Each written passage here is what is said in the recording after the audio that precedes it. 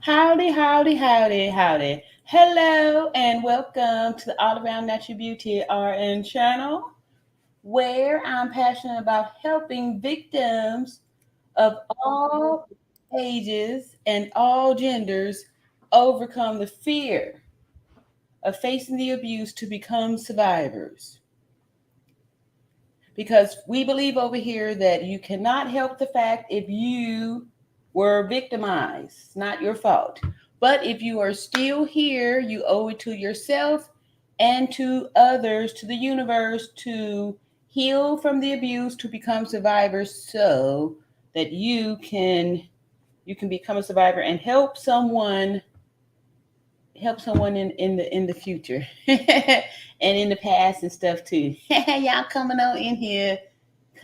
Please make sure y'all hitting the like button on your way in the door. Hit the button on the way in the door. What's up, Kyrania? Kyrania says greetings. Yes, I'm happy to be with y'all here tonight. Tonight is a good night. I had some time. I actually did my first impromptu members only video, and we had a good old time. A good old time here, and kind of what's up, PM Chan? PM Chan says, good evening at All Around Natural Beauty RN. Moderators all in the chat. Yeah, so the moderator thing was a thing of the past. Back in a couple of weeks ago, let me see here. When was that? When was that? Let me look at this here. Actually, all these little dots are going to be tying together in here today. Look at here. What's up, Janet? Janet in the hizzy. Yes. So we dedicating this here to my number one member, Janet, who actually set it off a couple weeks ago when someone had come over to the chat and planted a nice little planted some bait, and I took the bait. All right. So and Janet was actually the first one to comment, the first one in there, and it was her debut. Her debut battle, and he came out swinging, and stuff was hitting the fan all over the place. What's up, Janet? Thank you for coming back here to me. And we had a nice little session today. Anita Alexander says blessings. Yes, blessings. I'm trying to find these here dates for y'all, so we can get back on track here to see how the whole thing started, how the whole thing come about, and has kind of revived the energy here to remind us to continue on here seeking justice for Shanquella Robinson. Because over here we've been using the umbrella of justice for Shanquella, because we believe that by getting justice for Shanquella, we're going to be able to leverage that and get justice for victims of the past, like the Kanika Jenkins and, tons of others. In the beginning, we was dropping names of past femicides, and then along the way, we acknowledged some folks in between, some, women and men too, and children. Like I said, over here, I'm for victims of all ages and all genders. All ages and all genders, because we do recognize and understand that the wicked spirit can exist in women, men, and children. As we saw the one little 10-year-old who, ended his mama over the little virtual game thing. And, so I'm just happy to be here, y'all. And we still talking and keeping it hot for Shanquella. For those of you who don't know me, I'm 52 years old and a proud Gen Xer. I'm so happy to be a Gen Xer because we was here before the internet, and we Gen Xers are rough and tough, and we are, built to just do the thing, right? Because we was the latchkey kids. We was here when nobody was, saying that you couldn't, we had to take it, right? Because I know some of y'all was concerned that, people were bad mouthing or saying negative things and all that good stuff. Anyway, me being a Gen Xer, I come from the era of sticks and stones may break my bones, but words will never hurt me. So all that to say is that I really don't give a hoot about anybody trying to say anything about me, because at least I know my name. JP6 says, "What's up, everybody? Hello, RN." Oh yeah, all I had to say was that somebody had said something about greetings to the moderators and all that stuff. Anyway, back then, when was that? I took away the mods stuff, and I'm allowing the AI, the algorithm, to moderate the chats, because I noticed that there is some people using the wrench to to battle. But anyway, I want to I prided ourselves on, when we got started here, that our chat was coming from a place of love, and that we allow people to say what they wanted to say. The AI will make sure no negative stuff is out there, so people can make a choice if they want to get into a battle back and forth for on someone's comment. People have a right to make their comment, right? Like I said before, that even the scriptures say, "Judge not, lest ye be judged," and he who is without sin cast the first stone. So since none of us is without sin, no stones to be casted. So that's where I was coming from. That's where I was coming from on that. And so some of y'all know that, let's see here, what was that? About 2 weeks ago, 2 weeks ago, I'm just going to share so y'all can see what I'm scrolling through here. What's up, baby sis? I need to get a few more little names up here. Here's my new person up here.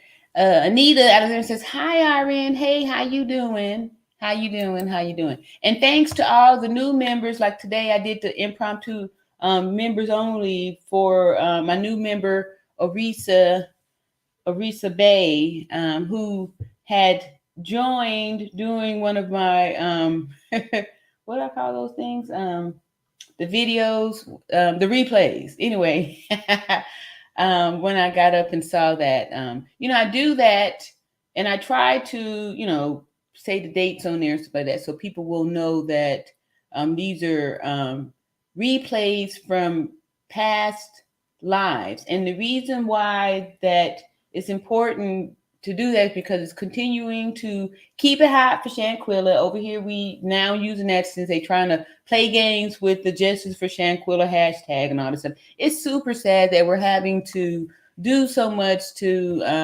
keep this going. And hence for tonight's title, that this is particularly the reason why they're trying to distract us with these fake details and stuff, so we can get distracted and lose sight of the actual details of the case, right? And then these people get away with stuff. So anyway, I was doing a live on, I'll probably sharing this. Let me do this. Yeah, I was doing a live 2 weeks ago on this here day here. It says, "Irene review Shanquella Robinson case, why we must keep it hot." Now, you can see here, this here I was talking about the senator something. Anyway, the last time I had spoke about Shanquilla was three weeks ago from this part here. 3 weeks ago. And then a week went by, and then here I say something. In this live, somebody over here, one day if I'm feeling it, I'll go through here. Somebody up in this chat tossed out the name of 55%. Tossed out the name. This is a good live too, y'all. If y'all haven't, go back and check this one out, because I was kicking some real facts here. I had this old video from 1954, and it really showed this is the black buying power up in here, y'all. So again, by switching up details and dates and stuff like that, look at what we've given away as a people and stuff. So y'all know, a little bit ago I was talking about getting unity to become political so we can utilize our power. And I really do still believe we have a lot of power in this whole buying industry. Anyway, all I have to say is that up in here, somebody dropped off in the they dropped the package off, the bait. They put the bait off in here for me to check out, a content creator content creator, star with one life star, a star, one life. And so, let me see if it's going to follow me back here. Yay. Okay. So I did that. I went over there to the star character here, and y'all can see that that was the next video a few days after that. I did RN reacts to YouTuber at One Life, Insight in Justice for Shanquilla. Anyway, so the video that I was sharing over here, and I'm seeing how these people was this guy talking about PPP loan, all this stuff. So anyway, throughout this chat, I had my members. Janet Jenkins was number one in here, calling this guy out on some some stuff. Apparently he's done this bait and switch on people where he's come up to different content creators and engage them into some type of sharing a panel or something like that. And then anyway, he does a Jekyll and Hyde and then switches it up and then gives you the surprise, give you this treatment. So I was just thinking about it because it kind of happened to me too, and that me being a proud Gen Xer, it kind of just brought me back into the mindset of Jokey Smurf. Back in the 80s, there was cartoon Smurfs. La la la la la la la la la la. And there was, different Smurfs, and they each had like different personalities and stuff like that. Anyway, I'm gonna show y'all a quick little video on Jokey Smurf for those who didn't know, and then I'm gonna come back up here and I'm gonna tie it all up together to just show y'all how the similarities here. So hold tight for me here. Hey, what's going on, baby sis? Baby sis in the hizzy. Let's see here. You want to see our little Jokey Smurf. And wait, how am I gonna do it? All right, hold up. I need to figure out how I'm gonna do it like this. I gotta come over this way. Baby sis says some roses and hey to RN. And go here. Here we go. Uh-oh. Wait. What Janet said. Janet says math and science, peace and love, and honesty and facts matter. Yes. And that's exactly what we pride ourselves over here on, was math and science, which is, truth and all that good stuff. Peace and love. Yes. Thank you. Thank you for that, reminding us of what all this is about. And again, like I said, that's why I always say, I've said before in prior videos, that it's just as big a sin to take offense as it is to give offense. So anyway, here's our little personality in a summary here of our little one life. Jokey Smurf in the hizzy, aka Jokey Smurf. Hey, what is that? What is it? Is it food? It's a surprise! Yeah. Oh.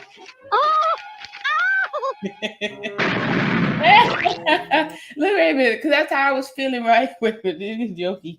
There's more. I should have known he'd smurf me. I should have known he'd smurf me. Hear ye! Official law number 1. All Smurfs shall respect and obey. I'm putting out a bill, the Shanquella Robinson bill, to get passed so we can add fibicide to the law thing, right? So that was the disguise. That was the present, right? Smurf or else. King Smurf, he must be joking. No, I do the jokes around here. And that's what happened when people like Janet Jenkins called him out to say that, he had a potty mouth and disrespectful and all that good stuff. Joke was on him there. So you see, Brainy, for once, Jokey's pranks really paid off. Yeah, he really burned Gargamel up. But does this end?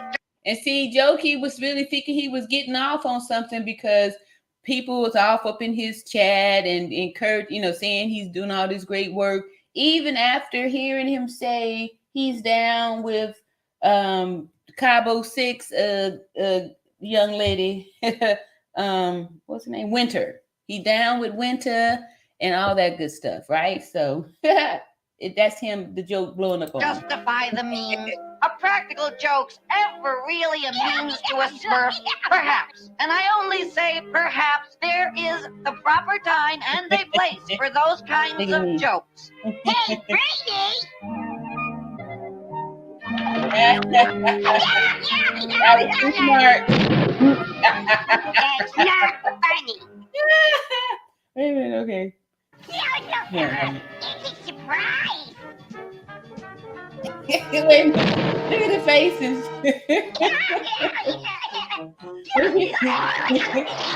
Look at people. Okay. All right. Everyone. Okay. All right, this is the last one, y'all. Wouldn't say that, but I sure don't miss being heavy. Here's a present for you, Greedy. Okay. And look at the other Smurfs' face, because they all been fooled by Smokey, by Jokey before, right? So this here represents all the other content creators who took the box and opened it and allowed Jokey to explode the little bomb on their platform with his disrespect. Look at their faces. Oh crap, they feel bad for him. Oh, now that is a nice present. Smurf very short. Okay, wait. So now just to go back to this here thing with me. Oh, where's my thing at? When Jokey had planted the came by with the box, with the surprise box, with the whoever the person was that said up in there, go check out Jokey. Jokey is doing big things over there with Shanquilla. And so here was me going over there. Before I gotta go try to bring this back. Y'all gonna see me with the box, right? All right, here we go. Let's see here. Here is the box. Let me see. Oh, Diane White says, hello, RN and beautifuls. Keep it hot. Justice for Shanquella, Bernarda Robinson. Yeah. What's up, PM Channel? PM Channel was trying to warn me too. PM Channel said, you didn't know who he really was. I didn't. I was grabbing the box, right? Because, like I said, it was a setup, because this was the same little cookie cutter routine that he pulled off on the other content creators that fell for it. And since, I didn't know anything about it, I was like the Smurf that was excited to get the present. Oh, thanks, Jokey. How nice. All right. So here we go. We got to see the screen over here. Jokey sitting down putting down the setting aside the box, the explosive box. Here, oh, look at there. All right, so here we go. Peeling back all these different layers and stuff like that.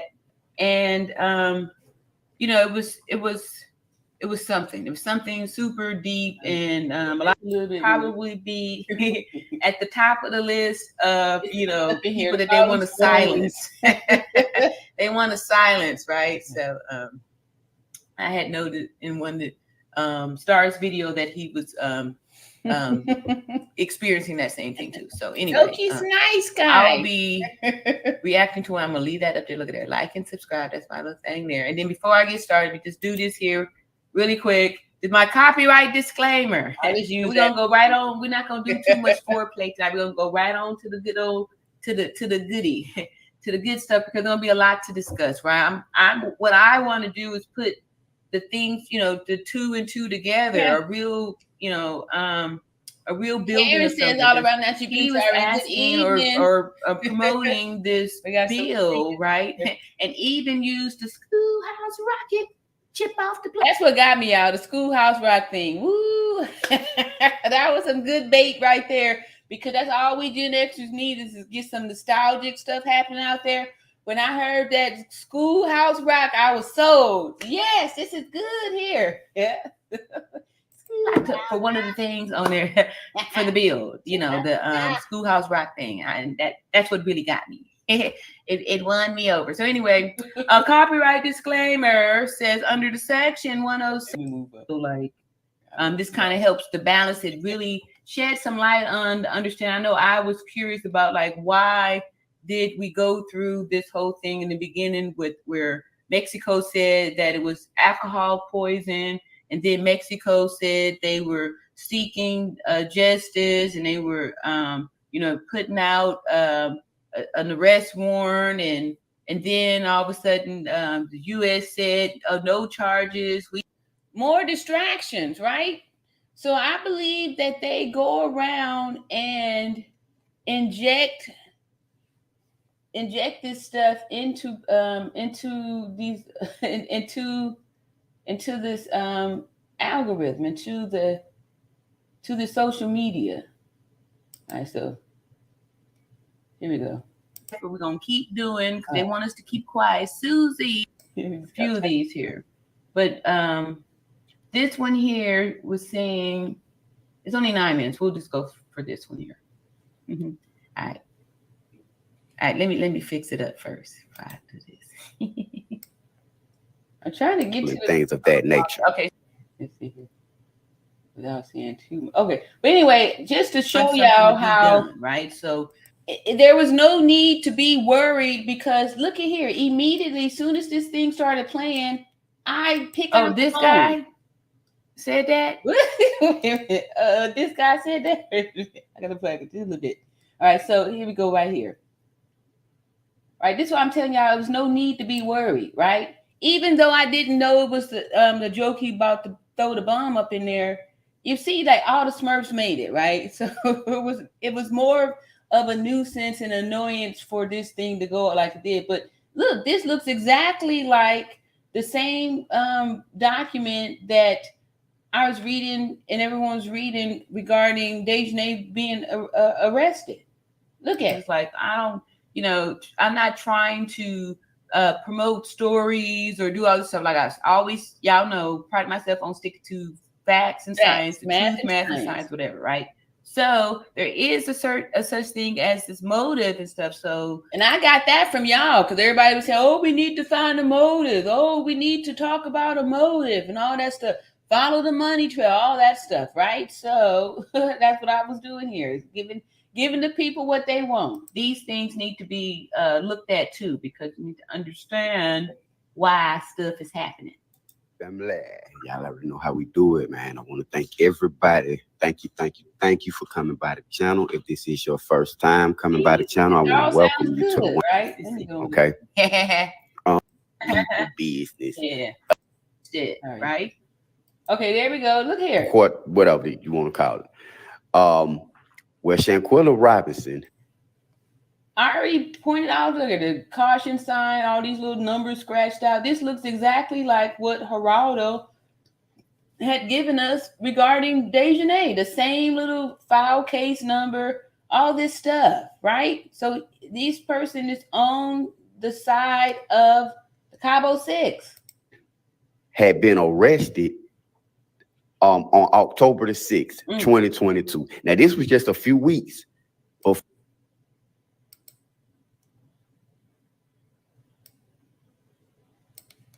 All right, so he didn't fool anybody with this. We was able to pick this apart, beauties, right from the beginning.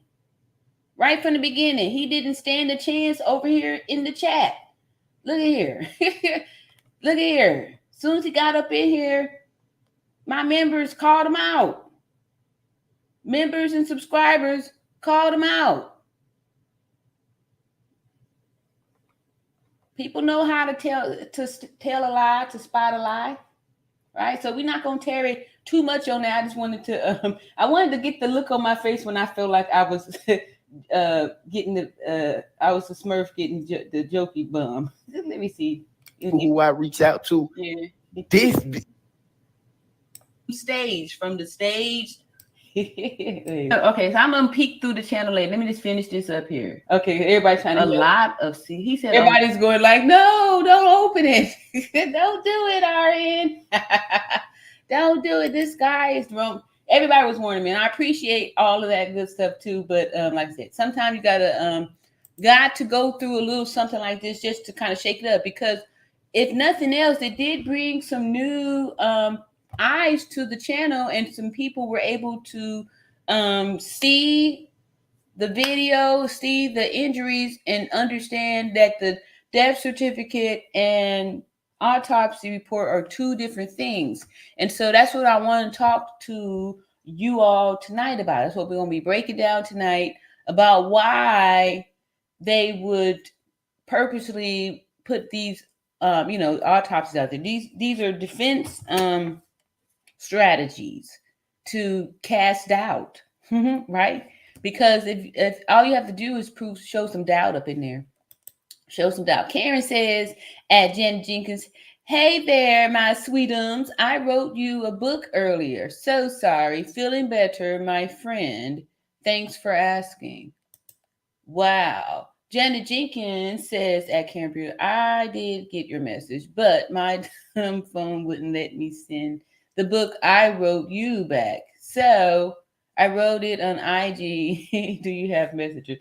I'm always getting y'all's little personal stuff over here. I need to mind over here. Anyway, so here we go with tonight's what we're doing here tonight. All right, I was doing my Smurfs over there.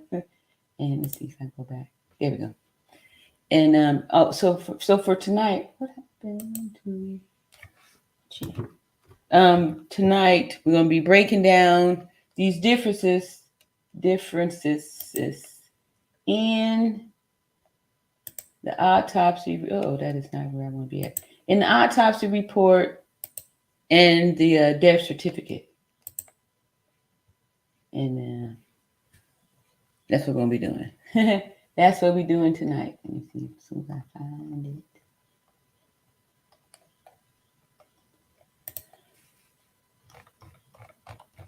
Please be the thing that I want. Well, in the meantime, while I'm doing that, let's see here. Is that what I'm going to do here? In the meantime, while I'm doing this, I want to thank all of my returning members, all of my new members. Again, like I said, I was grateful that, reminded me that we started off on this channel, seeking to help victims overcome the fear to face the abuse to become survivors, stuff like that. So first, let's start off by saying that a death certificate and an autopsy report are two different things. A death certificate is an official document issued by a medical practitioner or a coroner that records the details of a person's death, including the date, time, and cause of death. It is usually required for legal administrative purposes, such as settling the estate of the deceased, obtaining life insurance benefits, or statistical data. On the other hand, an autopsy is a medical examination performed by a pathologist to determine the cause of death. An autopsy can provide detailed analysis of the deceased person's organs, tissues, and bodily fluids to determine the cause of death. It can also identify underlying medical conditions that may have contributed to the person's death. So, while the death certificate records the cause of death, an autopsy is a medical procedure that investigates the cause of death. In some cases, an autopsy may be required to determine the cause of death, especially when the death is sudden, unexpected, or suspicious. All right. So, before y'all know, I've told y'all about my questions and Q&As with this AI, and I did spend some time asking a few questions to it as far as getting some more clarity on the death certificate versus the AI. The autopsy. Like, why is it so urgent that they are doing this, making this big distinctions and putting out these fake autopsy reports to, distract and to actually cast doubt. So my question was, if there is a death certificate and 2 autopsy reports and all 3 are different, which would be most accurate? And the AI said, if there are discrepancies between a death certificate and 2 autopsy reports, it can be challenging to determine which one is the most accurate. However, it is essential to understand that a death certificate and autopsy report autopsy reports serve different purposes, right? So they're 2 different things and they serve 2 different purposes. A death certificate records the cause of death as determined by the attending physician, medical examiner, or coroner. It is based on available medical records, witness statements, and any other information available at the time. However, it may not always provide a complete picture of the cause of death. In contrast, an autopsy is a medical examination performed by a pathologist to determine the cause of death. An autopsy is usually more detailed and comprehensive than a death certificate and can reveal underlying medical conditions that may have contributed to the person's death. However, even autopsies can have limitations, and there can be instances where they are inconclusive or may have missed certain details. Therefore, when there are discrepancies between a death certificate and an autopsy report, it is best to consult with medical experts and consider all available evidence before reaching any conclusions. It is also important to note that the accuracy of death certificate and autopsy reports can vary depending on several factors, including the skill and experience of the medical professionals involved, the quality of medical records, and the circumstances surrounding the death. Now we know that the death certificate that was issued is the only official document issued, listed the cause of death as severe spinal cord injury and atlas luxation, to which the parents never questioned. So there should have been no reason to do an autopsy report. The autopsy is for these defendants. It's going to be for the defendants because the death certificate is, the only official document, and the defense will use the autopsies to help cast doubt on the case. So then after I got that answer, I asked another question. I said, what if the death certificate stated the cause of death of severe spinal cord injury and atlas luxation with the time of death 15 minutes after injury? Would an autopsy be needed? Because like I said, I don't believe that, that the parents or anyone questioned the cause of death that was listed on the official document. Then the AI said, if the cause of death is already stated on the death certificate and there is no suspicion of foul play or any other unexplained circumstances surrounding the death, an autopsy may not be necessary. In this case, the death certificate indicates that the cause of death was severe spinal cord injury with an atlas luxation, which suggests a traumatic injury that resulted in immediate death, right? So for those people who was thinking that Shanquilla could have survived after receiving these injuries, 15 minutes after receiving it, that's, an extended amount of time. When this here is saying, it's pretty much immediate death. Immediate, this is fast, right? However, in certain situations, an autopsy may still be recommended, even when the cause of death is known or apparent. For example, an autopsy may be needed to determine the full extent and severity of the injuries, to identify an underlying medical condition that may have contributed to the injury or death, or to gather more detailed information that may be useful for research or medical purposes. Ultimately, the decision to perform an autopsy should be based on specific circumstances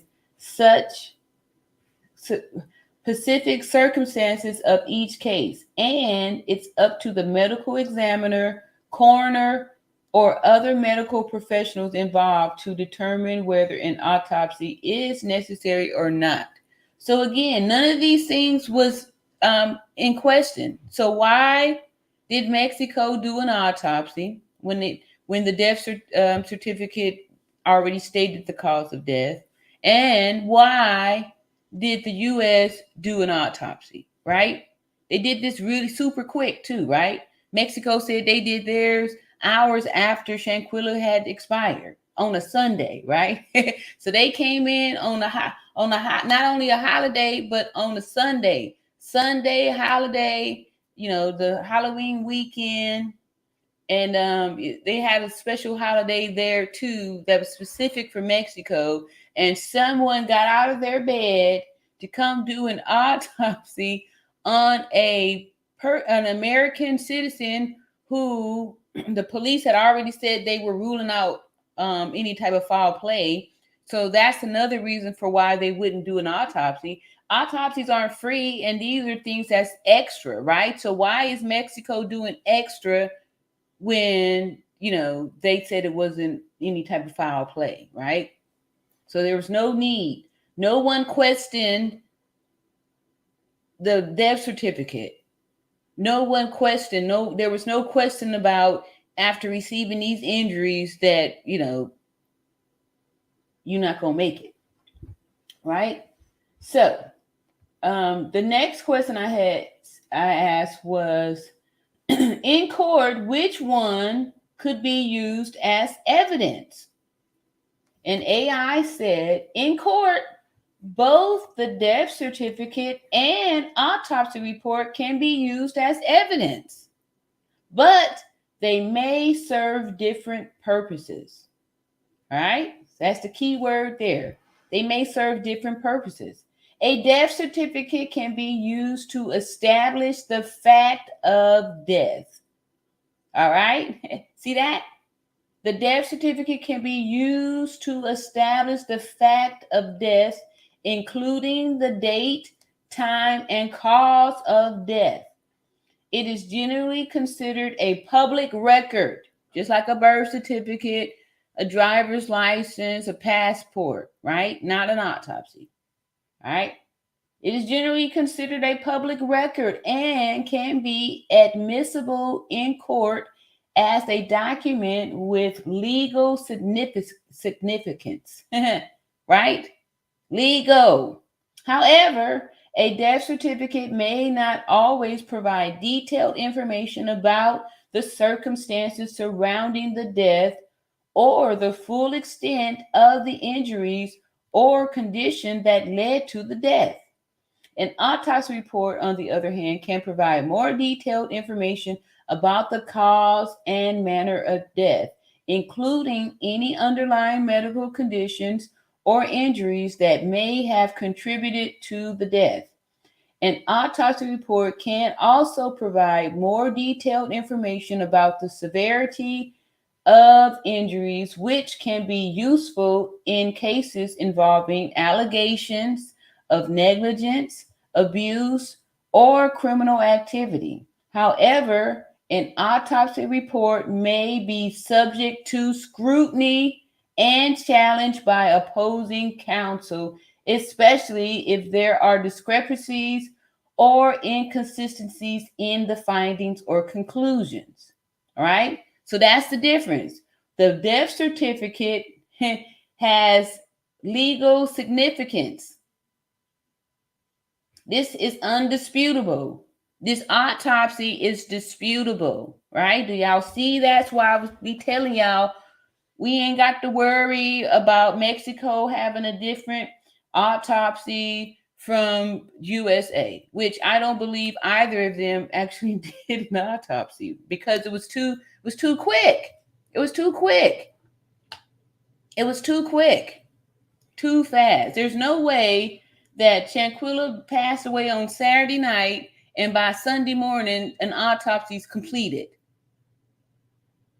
When they let the people go, how are they doing a whole criminal investigation where they did nail clippings and all this stuff when it was supposed to have been alcohol poison, right? So why would we believe they did an autopsy? That's a lie. It's a lie. La la la la la la la la la la la. La la la la. I like that. That's funny. All right, so let me see here. I'll tell you where I'm at.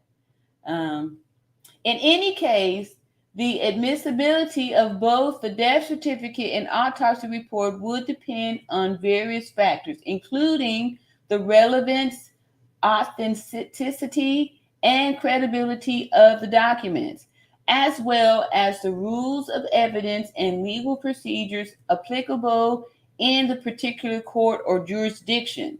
The decision to admit or exclude evidence is generally up to the judge presiding over the case, who will consider the argument and objections of both parties and weigh the probative value and prejudicial effect of evidence. And that's what that was all my little questions that I had for the AI. And then I was trying to come up with some information about because I was still kind of trying to figure out, like, why are they going through all of this to try to support this lie? Like, why would they be doing that? And then I was found some information that says that in criminal cases the prosecution committed the crime. And as a defense lawyer, one of the strategies is to cast doubt on the prosecution's evidence. One way to do this is by using the death certificate and autopsy report. So they're using them against each other. So most people will be distracted and could, with the bells and whistles of an autopsy report, which is going to be, more fluff and all that stuff, and get distracted from the simple, facts that's stated on a death certificate, right? Right? And not recognize that they're two different things. One is an official document, like everyone has a birth certificate, only one, right? They can't come out with another, birth, paper or something like that says something. You only born once, you only die once, right? So that's why.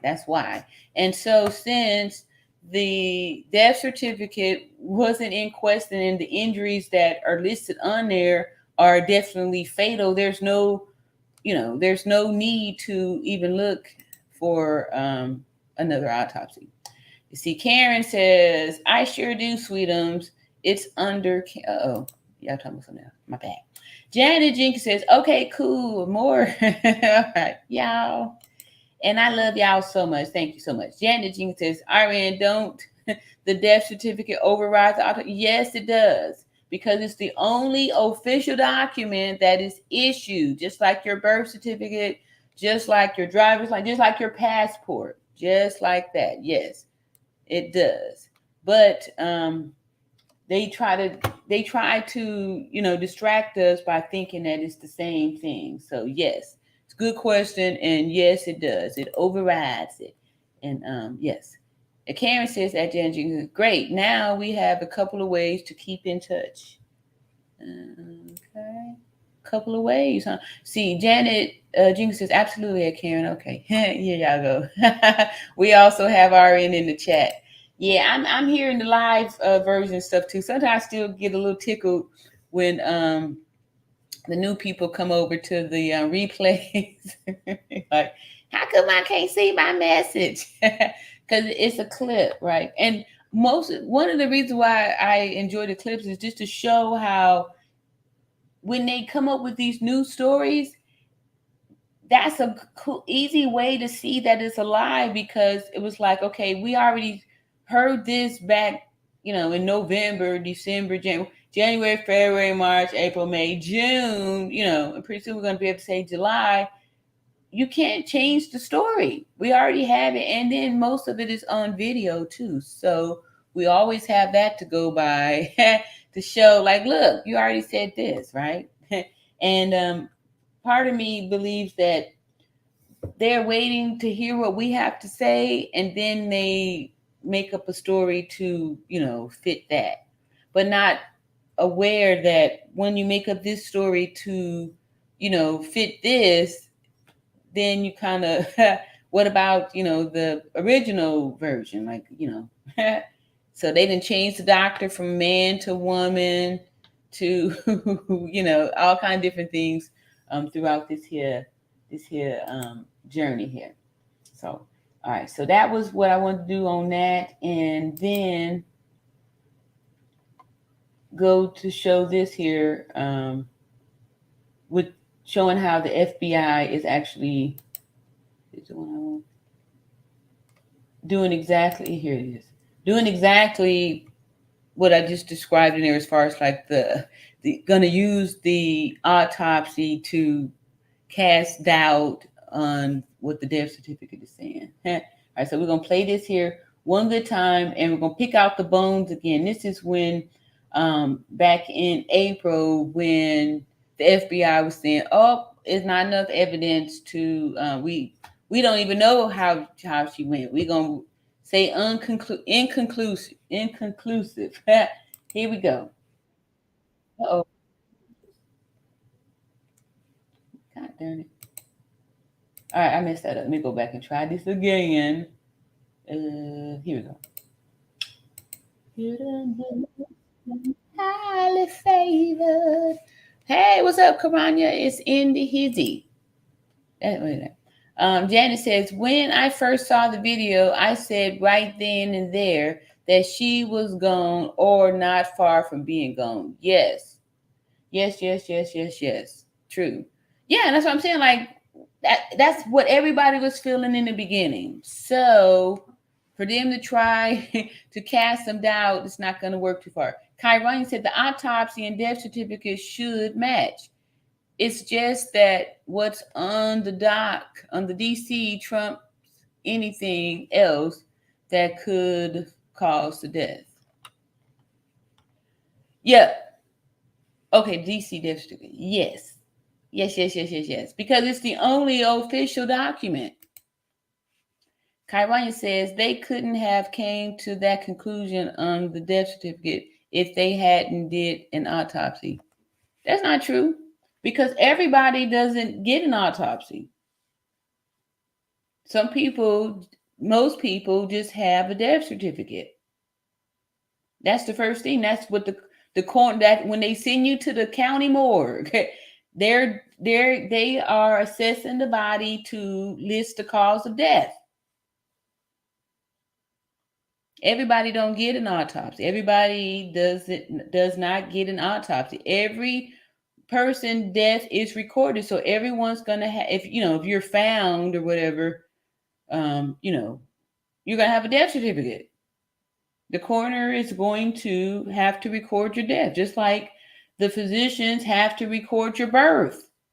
You're born in a hospital, or even, your birth is going to be recorded. And so everyone's not going to get an autopsy. So the death certificate is not looking for an autopsy to list the cause of death, because everyone's not getting an autopsy. Everyone has a death certificate. The coroner is going to has to declare the death. Karen says, Arvin, how would it be known per the death certificate stating atlas luxation without x-rays to prove it? The coroners, I'm sure, had to do an x-ray and saw the injuries. That's how they listed the severe spinal cord injuries in atlas luxation, which you didn't even need an x-ray to see that. We saw her head hanging off of her body in the video.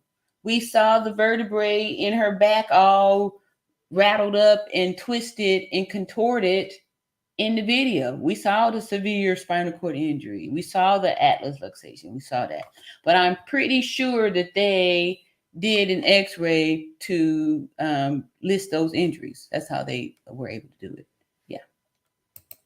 The coroner, the morgue, that's what they do there.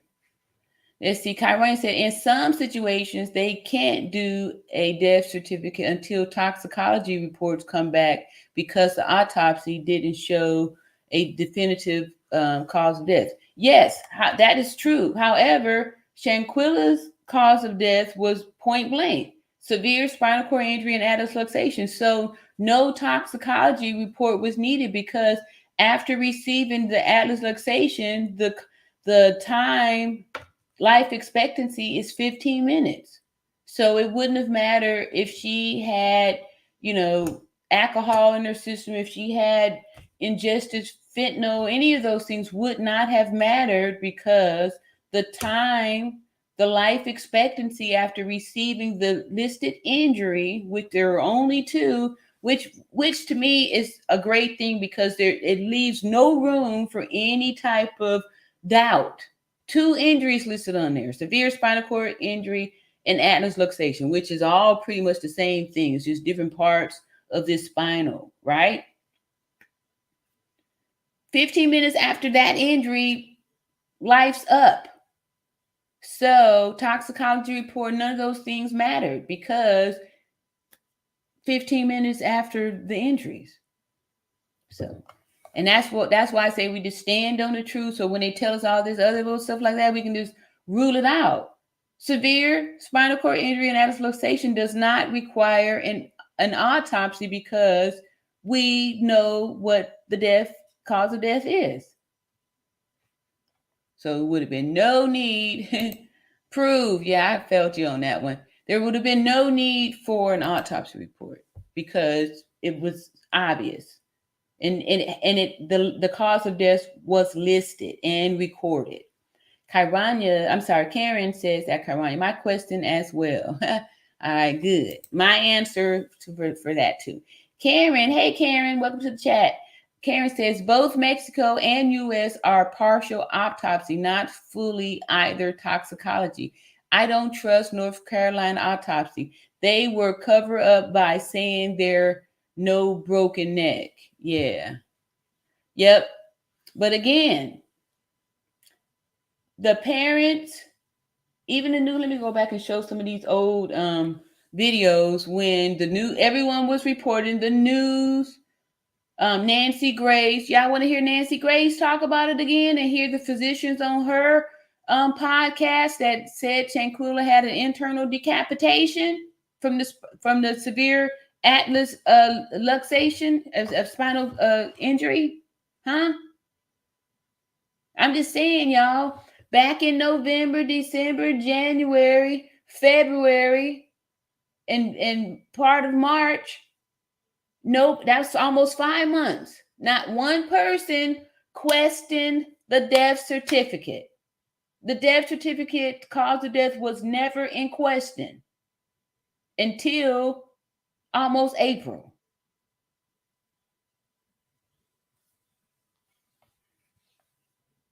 Don't need no toxicology report because after receiving that atlas luxation, you got 15 minutes. And see, Karen also said, but however, Shanquilla's mom says she would like to have a third exhume of Shanquilla for a fully autopsy along with toxicology for private family to make sure are accurate. See, this is more, they just spinning them around. Moms, them don't need to get they don't have to go through all of that stuff, because the death certificate, which is the only, see, they're trying to keep her confused too. They're trying to keep the family confused and stuff too, so they can, just let this thing go. There's no need to do any of that stuff when the official document, the death certificate, which is the only official document, it lists the cause of death. It lists the cause of death. It lists the cause of death along with the time. And I know some people were getting distracted on, well, the death certificate said it was at 3 o'clock when she died. They are taking the time that they were told when Shanquilla was found and adding 15 minutes to that. So they just said 3, right? Because it was like so-called 2 o'clock or something like that when they got there and so-called found her. So all they did was add 15 minutes to that. They just took their word for what time it was that she was found, not knowing that the injuries had occurred earlier that morning. So we still know that after Shanquilla received the injuries, 15 minutes after that, she was gone. She was gone. All right. So, yep, mom and them don't need to do all that. PM Channel said, it seems the U.S. and Mexico's autopsies say the same thing. Mexico say atlas luxation. U.S. say brain was transected from the spinal cord. Yeah, wow. Just below the brain stem. Wow, that sounds like an atlas luxation to me, too. These injuries are the same. Yes, they are. And that's what I'm saying. They're just trying to do some little double talk, some little sleight of hand to get you distracted. It is the same thing. It is the same thing. And these people is lying. What's up, Denethia? Denethia says inappropriate, the explanation and the analogy that you used about only have 1-to-1. What? Inappropriate, the explanation and the analogy that you used about only have 1-to-1. I don't know what you're talking about. Karen says, in Mexico, never once seen alcohol poison, but only violent brutality attack. Cabo 6 told a lie to the doctor and Mexican authorities about alcohol poisoning. Okay, y'all act like the doctor, with all their training, can't look at a person and see the injuries. Like I said, I've worked over 30 years of nursing experience. I did spend a lot of time working with spinal cord injury patients. That's how I know what bodies look like when they paralyze, and when things, and injuries too. I know what an injured body look like. I used to work in the trauma center. We get the car accidents and all that kind of stuff. And, you can look and see when a body's injured. Your shoulder ain't supposed to be hanging over like this. Your neck ain't supposed to be hanging down like that. Your back ain't supposed to be all bowled up and vertebrae poking out and twisted, not in alignment. You can see that. I don't need no lay people telling me that it's some alcohol poison when I see somebody's head off the body or your back all broken up. You don't see they saw that swollen face? The neck off of the axis?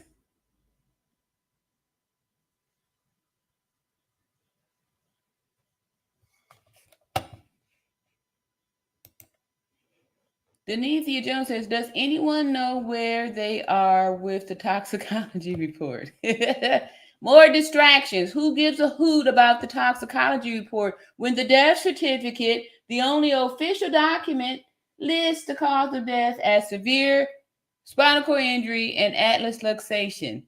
Denethia, well, you probably the one that. Let's see. Janet Jenkins says the difference in the autopsy report from the medical examiner in North Carolina is he said her neck had a dislocation and a curve in her spine. And Mexico said it was severe spinal cord injury and atlas luxation.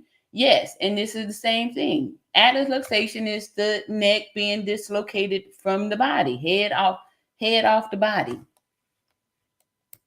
What's up, Deborah? Deborah, new name here, says, justice for Shanquella Robinson. Thank you so much. I'm just grateful that, we still here 7 months later, keeping it hot for justice for Shanquella Robinson. Yes, Janet says, plus the ME in North Carolina actually has more injuries, especially in the head and all over her body. So if they're listing all of these injuries, how come they can't declare a cause of death? If you got some brain injuries, that's a pretty good reason not to be here, right? If your main your brain is injured, right? So that's not a cause of death. Like, this is baloney that they're talking about. They can't determine a cause of death, right? Head off of body. That's a deadly diagnosis. Karen says at Denethia, there no toxicology report. Thank you. Yeah. PM Channel says that is correct. But if a brain is transected from the spinal cord, there is no way for survival. Exactly. That's why they said 15 minutes after receiving the injury, there's no way that anybody could have survived that, This injury was caused by the assault. No way they should have made the undetermined death result. Exactly. And I think that the people that was doing that was working for the, for the defendants. They were them. Janet Jenkins says, you're absolutely right, PM Channel. That's true. So I'm gonna play this little quick video. This one here came out April 15th. This one here got so many bones in it, and it's so obvious that they lying, right? They're trying to distract the people here. This here came out April 15th. For a reason after a surprising decision. Yesterday, we brought you breaking news in the Shanquella Robinson case. Her family's attorney confirmed U.S. prosecutors will not pursue criminal charges in connection to her death after she died while on vacation in Cabo, Mexico last October. This comes despite video showing Robinson involved in an assault. The investigation left conflicting autopsies from Mexico right there. and U.S. officials. WBTV reached out to the Mexican government today about the U.S. declining to file charges. Mexico offered no comment. See, once Mexico saw that U.S. was like, we ain't doing nothing, now they went mute. Remember how all of a sudden they had Daniel De La Rosa hosting these big, media events and all that stuff, right? What was that, back in December when they was talking all that stuff, right? What happened to all of that? Where'd that go? Where them people at? Right? Where them people at that was talking about this justice for Shanquella? Kyron said, I meant they can't determine atlas luxation without an autopsy. I know autopsies aren't done with every death. I'm speaking just for Shanquella. They can determine the atlas luxation by examining the body. If the head is detached because it's broken from the atlas, no autopsy is needed for that. No autopsy is needed for that. Let's see here. PM Channel said, Janet Jenkins, yes, the Mecklenburg autopsy is more extensive. Yeah, okay. I think I had that one too. We did read that one back there. Kyrene said, or an x-ray. Yes, an x-ray, easy to see it on that. Denethia says, I appreciate your explanation and analogy about only having one birth certificate and one death certificate and it being final. All right, thank you. I mean, it's not even an analogy, it's a fact, right? It's only one birth certificate. That's the only official document, for your birth. You can't have another paper talking about it, you was born at a different time, right? The time of birth is always going to be the time of birth. You can't all of a sudden next year say, if you were born on December 15th at 8:34 a.m., you can't all of a sudden, a year or so later say, birth was on December the 12th at 2 p.m. You can't. You just get one. You only get the one birth certificate, one official death certificate. Because you're only born once and you only die once. Janet Jinx says, trust that when they got Shanquila's body in Mexico, they had to know right away what the problem was and went right to prove it because her neck and back showed it. Yeah. Yep. And too, y'all remember in the beginning that, Mexico, the police was seeing all of the stuff. The police was listing the cause of death. The police was, saying everything, right? The police was saying everything until the coroner's report came out. And then all of a sudden, that's when we start getting all these new stories. Let's see here.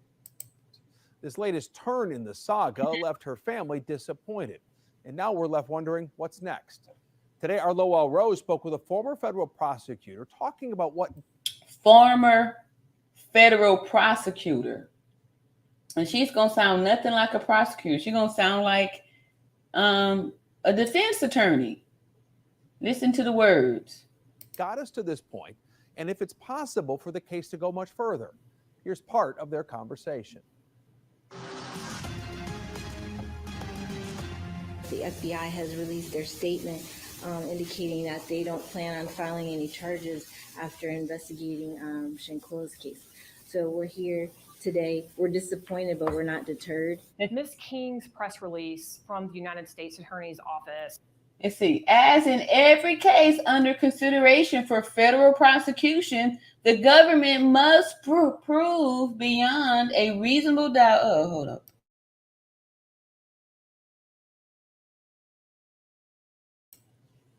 Excuse me. Beyond a reasonable doubt that a federal crime was committed based on the results of the autopsy. Look at that. They was careful not to put death certificate on there. Look at here. This is let you know how fake this is right here, right? Or that this is a lie, right? Because they didn't say death certificate. Let me read it over again. As in every case under consideration for federal prosecution, the government must prove beyond a reasonable doubt that a federal crime was committed based on the results of the autopsy and after careful deliberation and review of the investigative material by both U.S. Attorney's Office.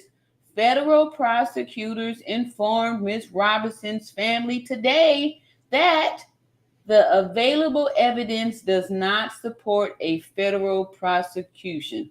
Now, it's very clever that they've left out death certificate here in their rationale for why they're not going to move on this case, right? See, they put autopsy on here, not the death certificate, which is the only official document. See how they're doing the word salad, right? And this looks like they really, they really looked off into it. They've checked over the evidence, but the key word is left out here. Where is the death certificate?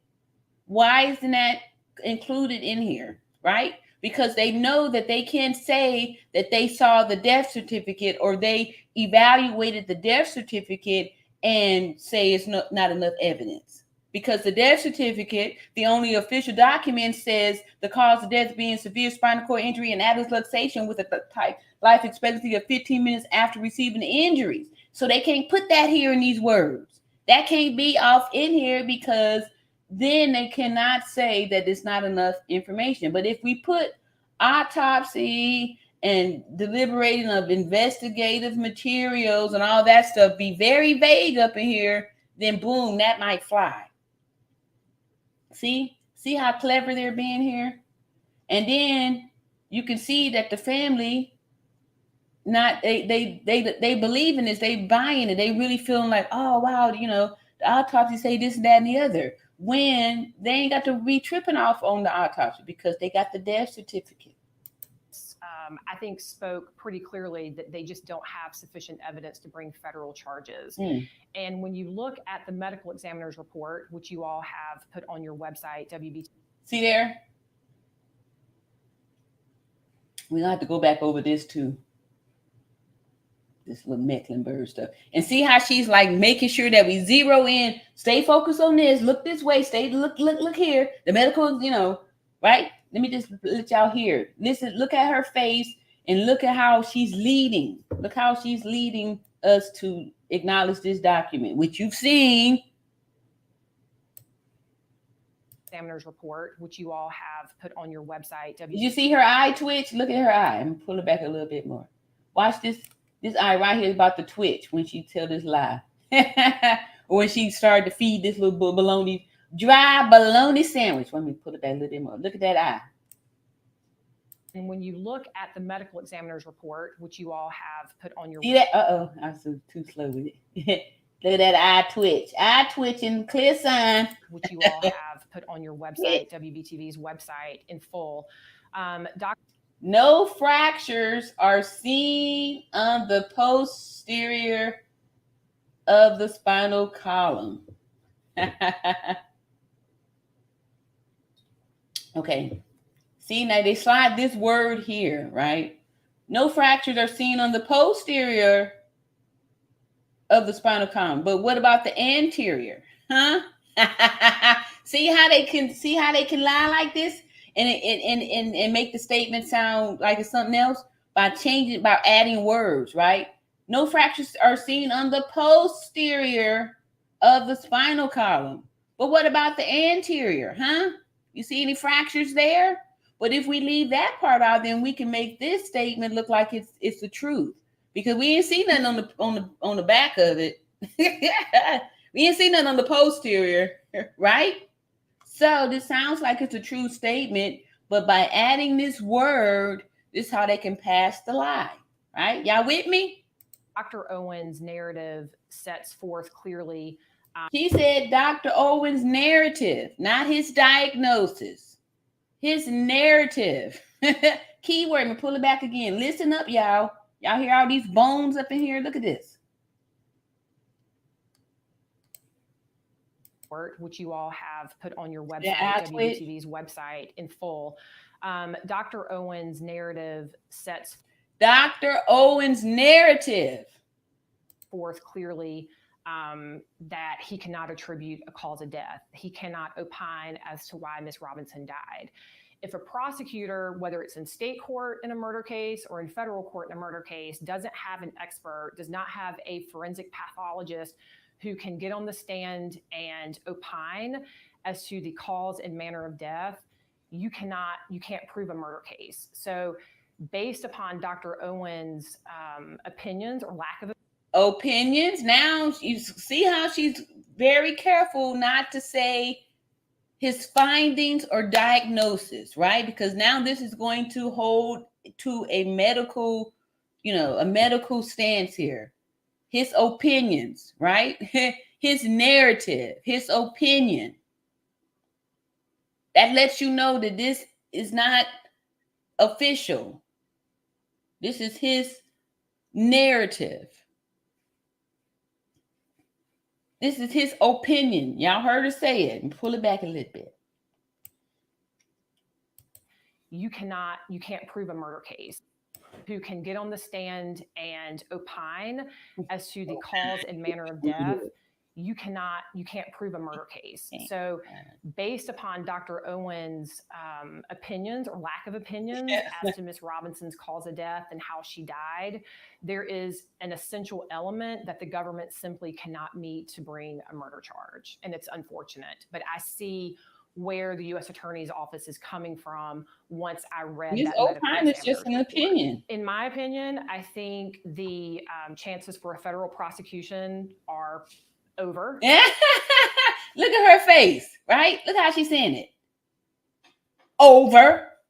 Like matter of fact, like this is over, right? How is this the talk of a prosecutor? When have prosecutors just been like, oh, it's over. There's no way, this is nothing, right? Most of the time they're saying, it's going to be difficult to prove, but we're going to be working on this 100%. Look at her face. This is over.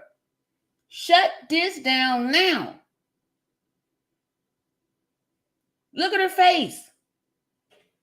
This is over. Pull it back. Read that medical examiner's report. In my opinion, I think the chances for a federal prosecution are over. I believe Ms. King's office spoke to it. Obviously, this case, as any case that involves the murder of an American citizen. Now she said murder. Did you hear that? Do you hear how they trying to do the word salad up there? Throwing the truth, throwing a lie. Throwing the truth, add an extra touch of lie to it. Janet Jenkins says, trust that when they got Shanquilla's body in Mexico, they had to have known right away what the problem was and went right to prove it because her neck and back showed it. Yes, I think I read that one. Denethia said, I am, duo, jot, disturb the deceased. Let her spirit rest. I am, duo, jot, disturb. Let her rest in peace. I don't know what this are. What's all these initials here? I am I'm do, jot, disturb. I don't know what you're saying there. Too many initials, too many abbreviations there. Kai Ryan says, I don't know why the U.S. is covering, but it has to be political. Yeah, I agree with you. I agree with you. And then we saw, the Biden administration and stuff like that. I mean, I think, like I told y'all before, we got to get political. We got to get political. By another American citizen in a foreign country, that is going to be escalated to the highest levels at the Department of Justice. So I think the chances for a federal prosecution, absent new evidence coming to light, I think the hopes for a federal criminal prosecution are completely extinguished. Completely extinguished.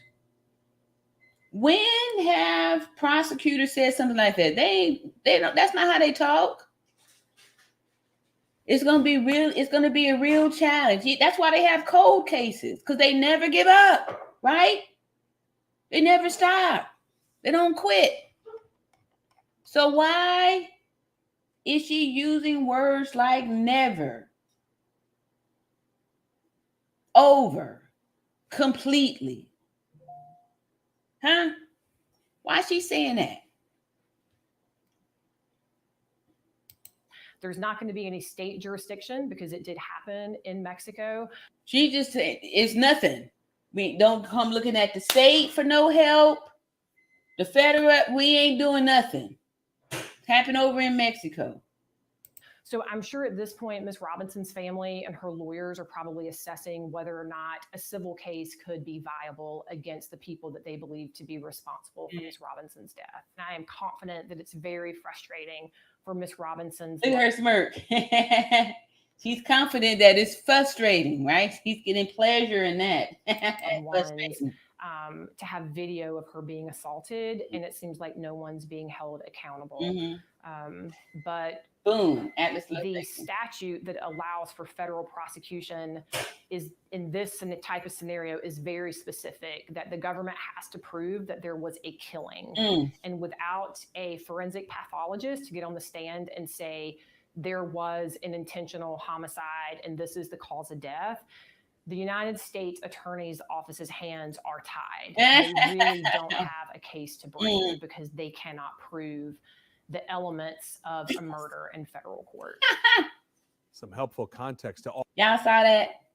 And now hopefully did y'all hear and see the bones up in there? Hopefully y'all seeing how they trying to,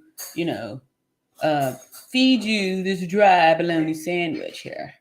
All right, so PM Channel says at Chiron, I completely agree. They did not want the case, so they took the convenient route and listed her death as undetermined. Okay, so thank y'all. Thank you. They did not want the case. So why do y'all believe that they came and did an autopsy days before, the next day, after hours after Shanquilla's body came back, came back to North Carolina. The FBI, who didn't even want to deal with the case, immediately go right to the autopsy? For what? They lying, y'all. They ain't did that. When I go back and play the videos that show they didn't officially get on the case until the 18th of November. So how they already did an autopsy already?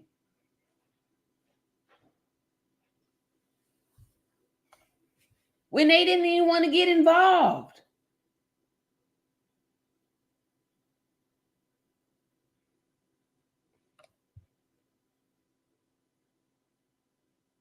And the injuries listed on the death certificate weren't in question.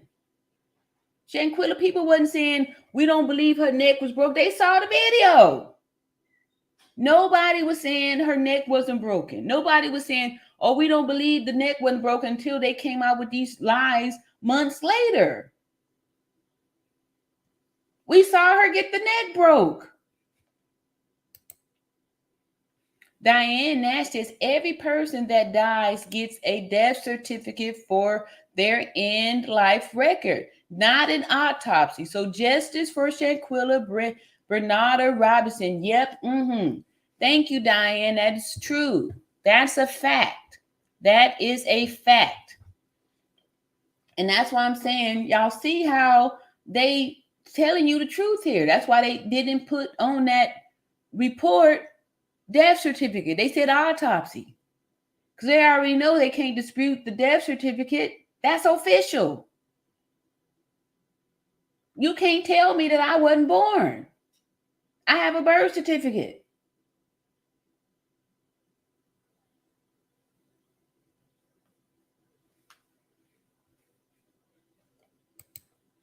And see, Karen says, that is why Dina J. King said not enough evidence to file charges against Cabo 6. It all cover up. Yeah.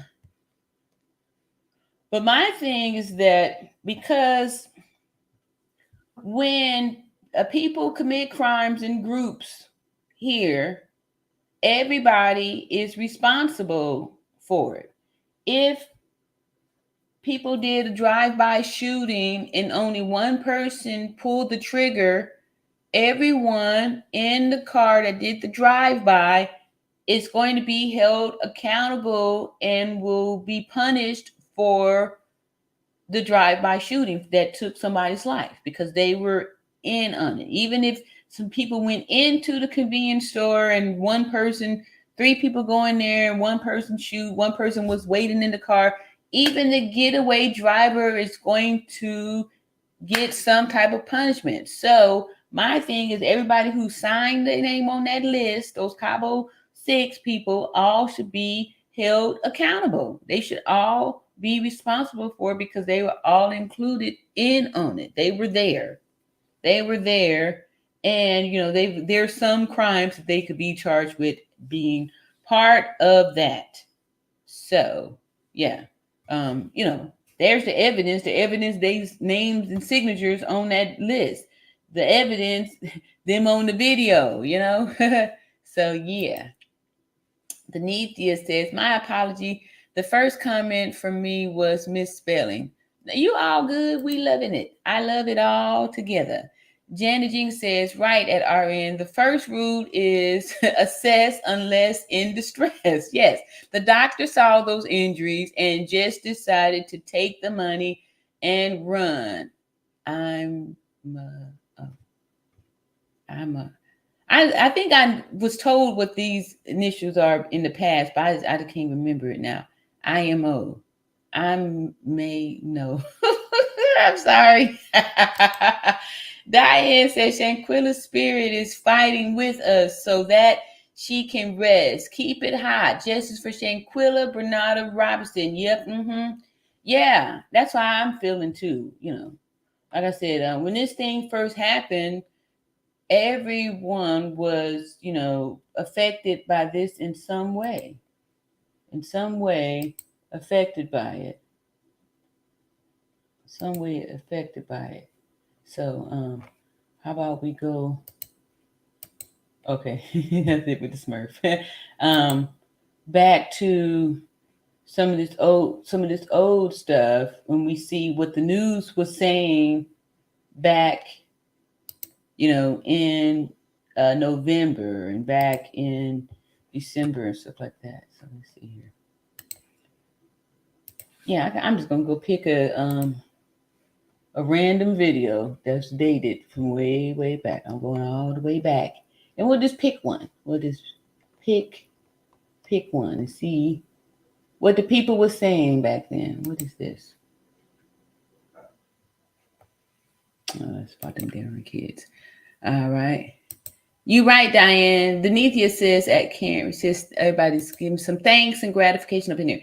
Kyrania says, Denithia, I like to see the whole autopsy report, but they will never show it because it would prove lies told. Toxicology would show she wasn't drunk. Right. And I want to say that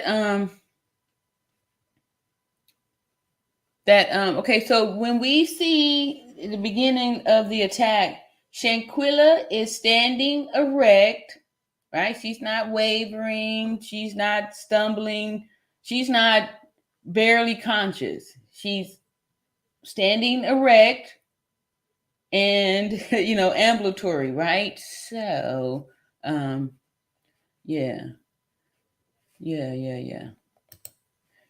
I don't want us to be distracted with the autopsy report. Staying focused on that death certificate, right? We're gonna be like a dog on a bone with that death certificate, and that way, when they try to throw out these little, detours and stuff, no, we'll just be like, we ain't having it. Karen says at Denithia, you're welcome. I remembered everything and never forget. Yeah. Karen said, I forgot about her back. They definitely couldn't have saw that just by looking. They definitely couldn't have saw that just by looking at her body. Yeah, of course. When we make assessments, when the people come in, you can see the injuries, right? Because there's if this bone is dislocated or is swollen or is not in the proper alignment, it's going to show. You're going to see if an elbow is broke. You can look and tell. You can see. It's part of our training to look. We do a head to toe assessment. We're able to note swelling. Where's that? Oh, there. We note everything. She's got a hematoma right here. There's bruising there. Oh, this is not in alignment. Oh, there's swelling here. That's what we do. We make assessments. We know what a normal body is supposed to look like.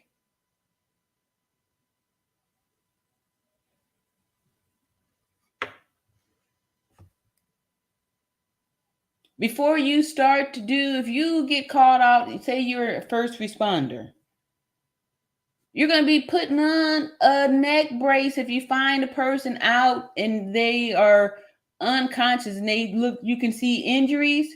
You're not doing CPR until you immobilize that person. So when they try to say the lie that the doctors did the CPR because the friends didn't tell them that they had broke shank. No one needed to tell the first responders that the person is injured. When they when they come to a car crash or something like that, they see an injured body. They make an assessment right there. They can see, here's a fracture. When they're calling in to say what they're bringing in, possible fracture to the left knee, because you can see the obvious dislocation. They'll document it or they'll state it as a deformity. Her head hanging off of her body is a deformity. Her back all broken up like that and twisted and vertebrae looking all unaligned, out of alignment, is a deformity. That would have been noted.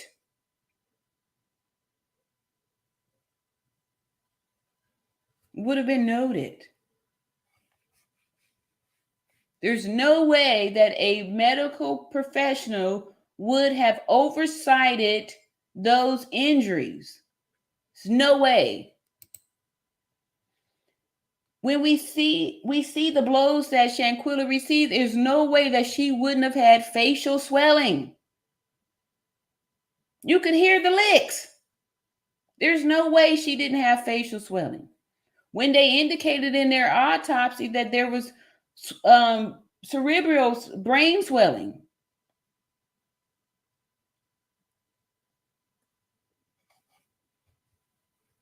That's why I'm saying there wasn't no doctors there. Because if there were real doctors there, they would not have wrote that elementary statement. They would have documented it to match the injuries that were noted there. They would have said something like, patient fell from the roof or something to show the impact injury or something, but definitely not alcohol poison. There's no way. There's no way. Because you have these obvious injuries that's going to need explaining. So there's no way that a real physician would have wrote that stuff because it doesn't even make sense. She's stable, but needs to go to the hospital. She's barely conscious. These aren't even terms that a nurse would say. There's no such thing as being barely conscious. These are lies, y'all. Demetria says, well, the way the world is twisted, people do create other birth certificates after a kidnap. We are in a case where things are so twisted. Agreed. Things are twisted. However, in the beginning, when this thing first came out, all of the news, everyone who had, looked up got the death certificate, stated what the death certificate said. Only months later, they come out with these fake autopsy reports. So those are your clues right there that you don't need to be worried about believing any of that crapola stuff there. Because, lies. Lies. So I'm going on down here. I'm in January. I'm scrolling on down some more.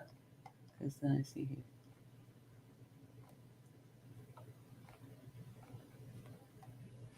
All right, here's something. Oh, no, that ain't what I want. All right, while I'm looking over here, see, Kyron says, so does she have a death certificate for Mexico and the U.S.? That's a good question. I doubt it because you only get one, right? So if you were born in a foreign country, your birth certificate would say that. Your birth certificate is going to state, where your birth was at. So your death certificate, the origin is going to be where your death, happened at.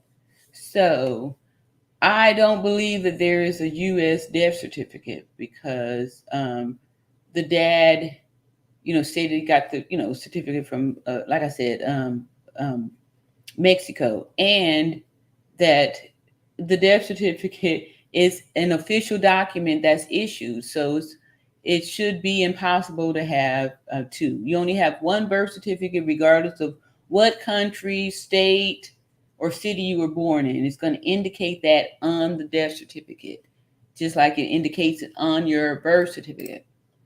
You see, Denethia says at Chiron, you're right. No one has ever spoke of smelling alcohol. It stays in your system and leaks through your pores. The nurse, coroner, or Nazirs never spoke of smelling alcohol. Make it make sense. Yeah. And even if Shanquilla was loaded with alcohol, right? Let's just say she was. It's still 15 minutes after receiving the injury would have, trumped any other thing because it would have taken longer to go from the alcohol, intoxication. And she couldn't have had the alcohol. She couldn't have been intoxicated with the alcohol standing upright while she was getting attacked before her neck was broken, right? So if she's wasted with alcohol, how is she, if she's, inebriated and, wasted with alcohol to where, it's a fatal amount, how is she standing upright? Right? She should be passed out in a coma or something, right? Passed out from the alcohol poison.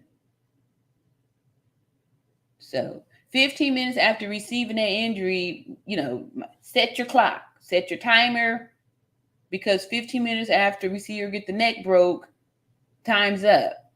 So she would have expired from the broken neck before any type of ingestion of alcohol or fentanyl or whatever the lies were they were saying. Shanquella was not did not ingest enough alcohol for it to be fatal. Unless they had a funnel and just pouring it off up in her, most people are going to start to throw up once you ingested too much alcohol. Your body is going to try to save itself.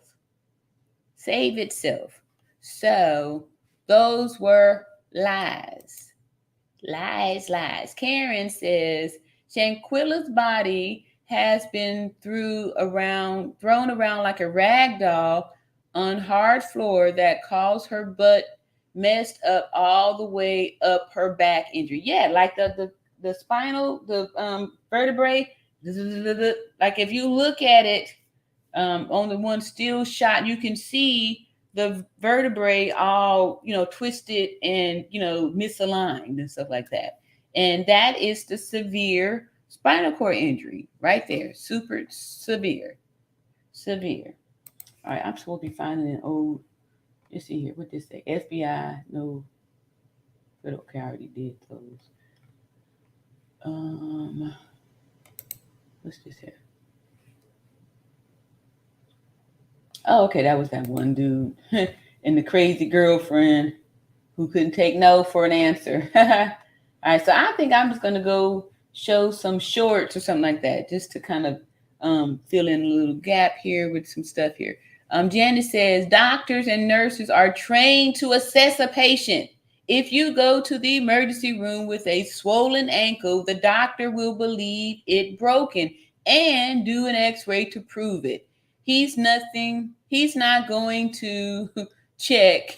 He ain't checking with the friends to be like, or listen to what they saying. You see the, deformity on the ankle and you're ruling out the fracture by taking the x-ray. Thank you, Janet, for shedding light. Karen says, very bad injured on her neck, on her head, neck, and back from brutally beaten so hard. Yes. That's exactly it. And that's why I'm saying, like, it should be an open and shut case, because even though the video, what they're allowing us to see, it's only a few seconds, we see the injuries that match the cause of death listed on the death certificate.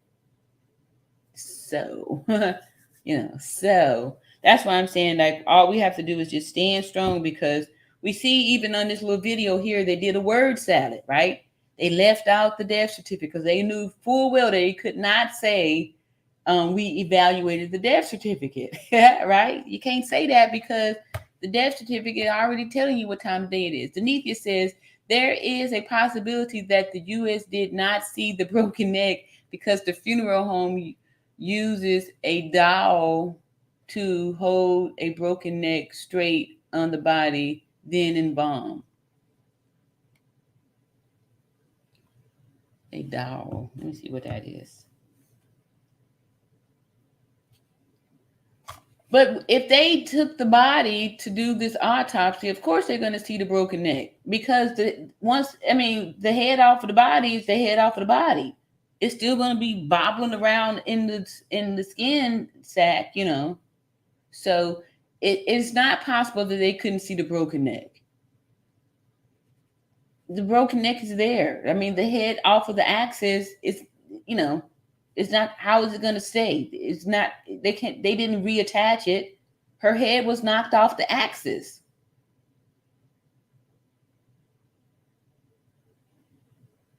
So there is no possibility that they didn't see that.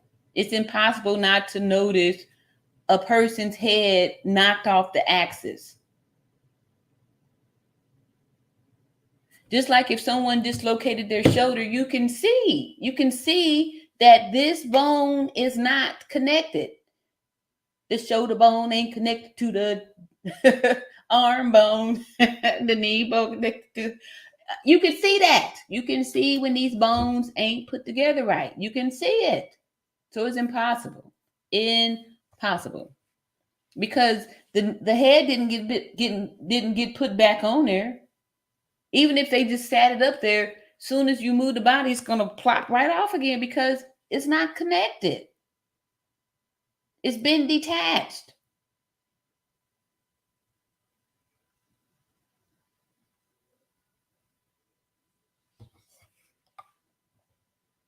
They want you to believe that, but it's not, it's unbelievable. It's unbelievable. Unbelievable. Janet Jinx says, if you have a swollen ankle, I just read that.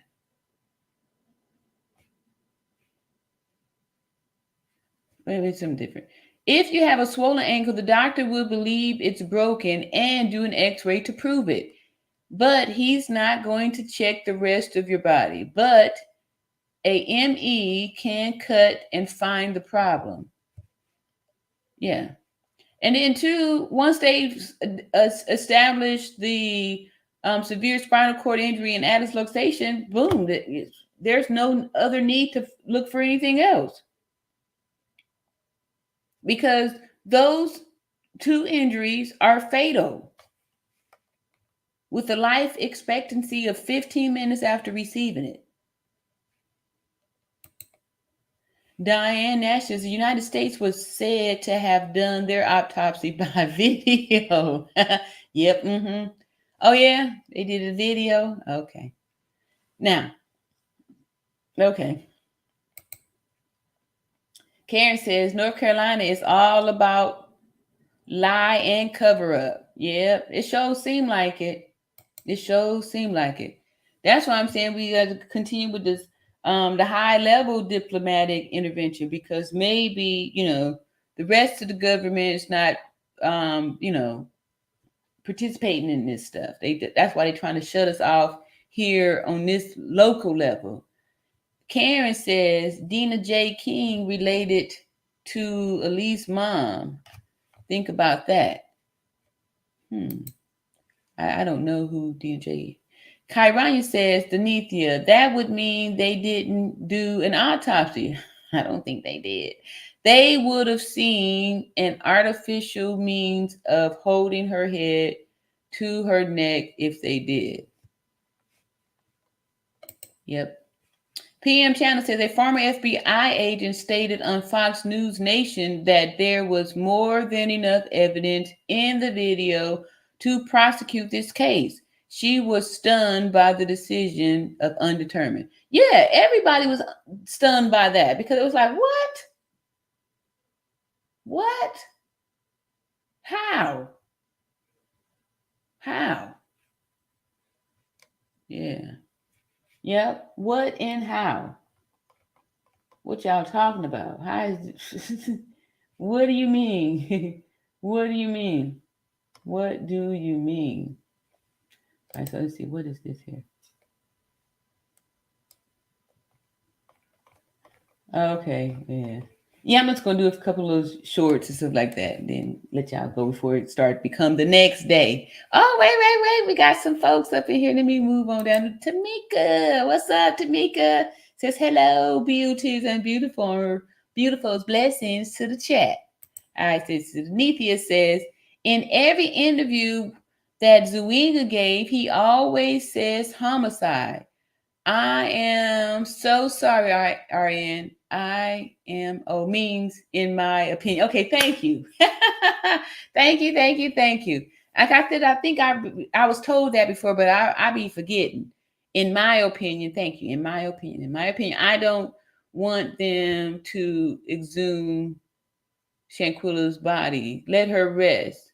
Yeah, her body don't need to be exhumed. Her death certificate and gave the answer. Her death certificate states the cause of death, and no question about it. And the good thing is that we see the injuries that match up to the cause of death on, I remember back when I was a kid in school, they had this little matching game. They still do it too, where they have a list of things here, then a list on the other side, and you're supposed to draw the line to match them, right? It's matching, right? That's all we got to do here.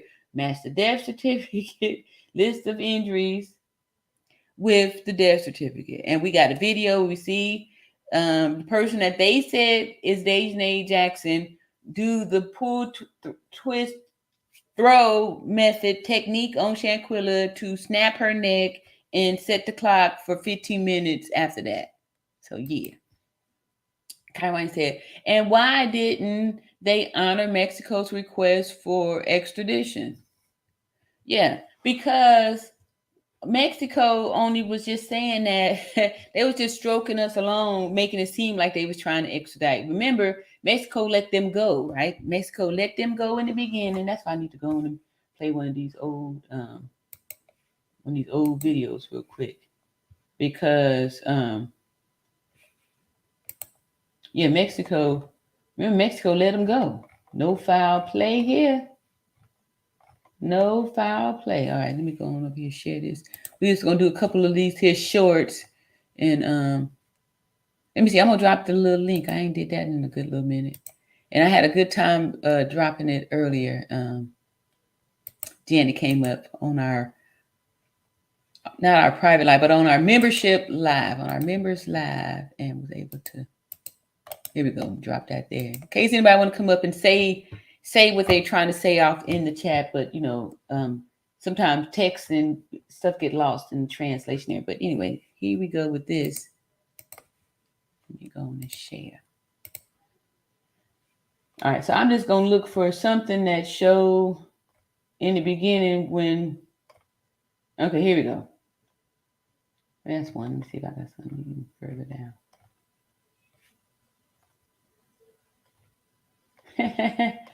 When we got some stuff here. All right, so let's see here. All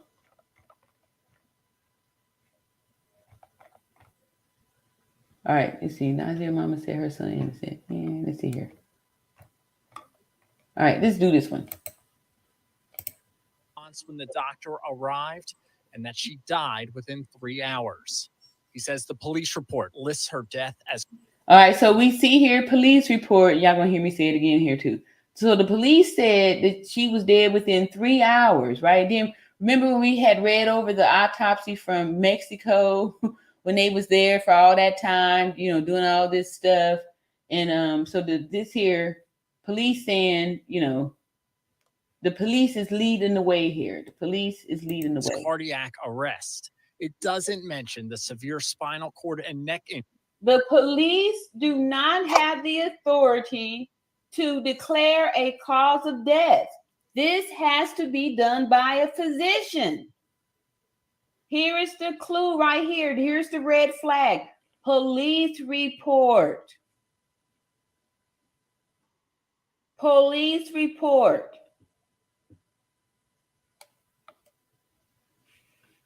The death certificate lists as Shanquella. The police report. So this here, okay, let me see. Shanquella family asking for. All right, so here goes some people. This is after they said they weren't gonna do nothing. People saying that something they can't do. Murder charges could be brought in this case. What's the rationale for that? You can sue. And he said federal murder charges can be brought in this case. Federal court for criminal, if in fact there is a criminal law under federal law, or if there's a constitutional issue. And here, what the attorneys are trying to say is this was international, so that gets you in federal court. And also, they're trying to say that there was international commerce in the fact that the phone went from one place to the other place and there's evidence there. So they're trying to get the case back to the United States. They're trying to get the case in federal court. And I told y'all that, right? That was our hope and prayer, that we do something here in the good old US of A. Because look at Mexico. Mexico just saying whatever it is to get the heat off of them. Yeah. Or if at all possible. And under the U.S. Code, murder is definitely a statute where you can. Letter states that they never returned to the villa. Robinson's family believes that Jackson is most likely in the United States, and they're calling on the White House to either prosecute her here or extradite her back to Mexico. So, Terry, the family's letter states that federal murder charges could be brought in this case. What's the rationale for that? You know, you can sue in federal court. No, this domain. Oops. I remember this guy back in November. Sorry, y'all.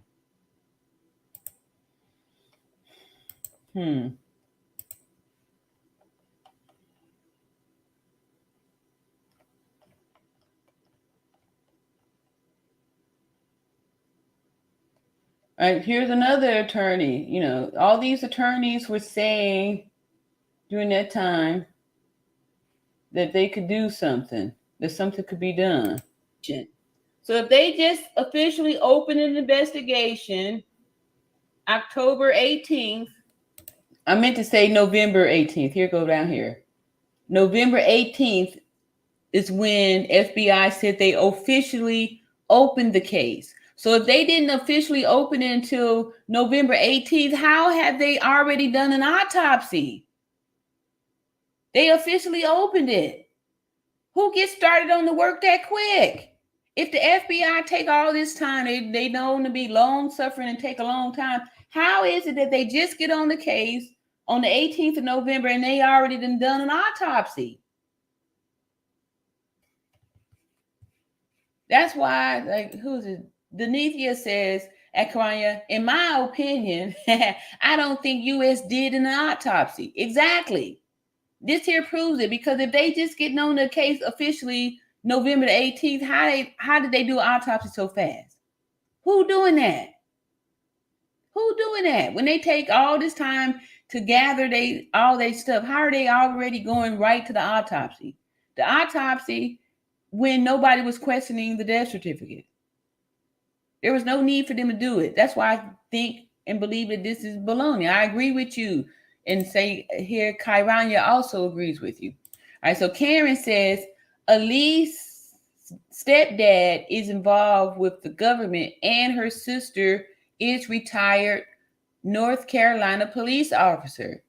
It like money trail, trust me, and ain't hard to figure it out. Wow. Tamika says, we're not going to take it. We're not going to take it. No, we ain't going to take it. We're not going to take it anymore. Yes, that's right, because we twisted sisters up in here. We're not going to take it. No, we ain't going to take it. We're not going to take it anymore. No, in my opinion, thank y'all so much. Janet, you knew before me. Or did you got it from the other people up in there? Because I was about to blame it on my age. But if Janet is out here, and I know she a Gen Xer too, but she knew. All right. I ain't gonna hate. Karen says, that is why I said Shanquilla spirits moving around. Like I said before, God exposed all of them. Yes, you are so right. Yes. Yep. You see, did I finish this? We'll even just say they did it the day before and the news just got it. On October 17th, November 17th. How did they just open the investigation and go right to an autopsy? The parents weren't disputing the death certificate that listed the cause of death as severe spinal cord injury and atlas luxation. No one was disputing that. So why would the FBI have done an autopsy? Yeah. Why? So soon after officially getting on the case. Yeah. That's almost as bad as Mexico doing the autopsy on a Sunday morning on an American that hadn't even been claimed, by the family.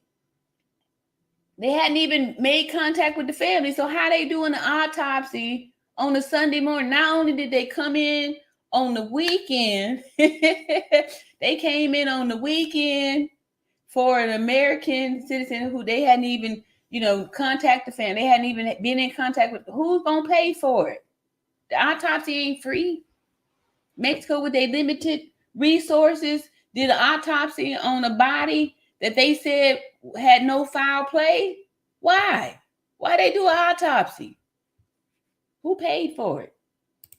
In Cabo, Mexico, back in October. Now, Queen City News first brought you the story about Shanquella. So if they just officially, let's see here. And we can, here go another attorney. Retired FBI. This here is a retired FBI. Disturbing murder of Shanquella. So she said murder. We heard her say that. But Shanquella Robinson, what do you think happened? Well, at this point, it's confusing because based on the videotape and then. All right, warrant out in death of American woman in Mexico. Right. Based on the stories that our friends are giving, there's a huge. All right, notice she's a retired agent, right? I think that's significant, retired, right? Because I'm a retired nurse, so it's a lot of stuff that I can say that I couldn't say back when I was a working nurse, because we certain codes, you can't really say all the stuff and think you're gonna be able to show back up at work. All right, so here, retired, so we can take her stuff, make a little bit. Divergence in terms of what law enforcement is being told. So it's even confusing the cause and manner of death. Is it an accident, or did she die as the result of an attack? Disturbing murder of Shanquella. Okay. So she said murder. All right, so Ryan says injured, yes, but to pinpoint exactly which bones were broken, further investigation would have been needed to point exactly which joints were fractured in her back, right? No, because the death certificate stated the cause of death being severe spinal cord injury. So that's spinal cord injury, severe. So that covers that. And atlas luxation. That's just the one injury there, those two.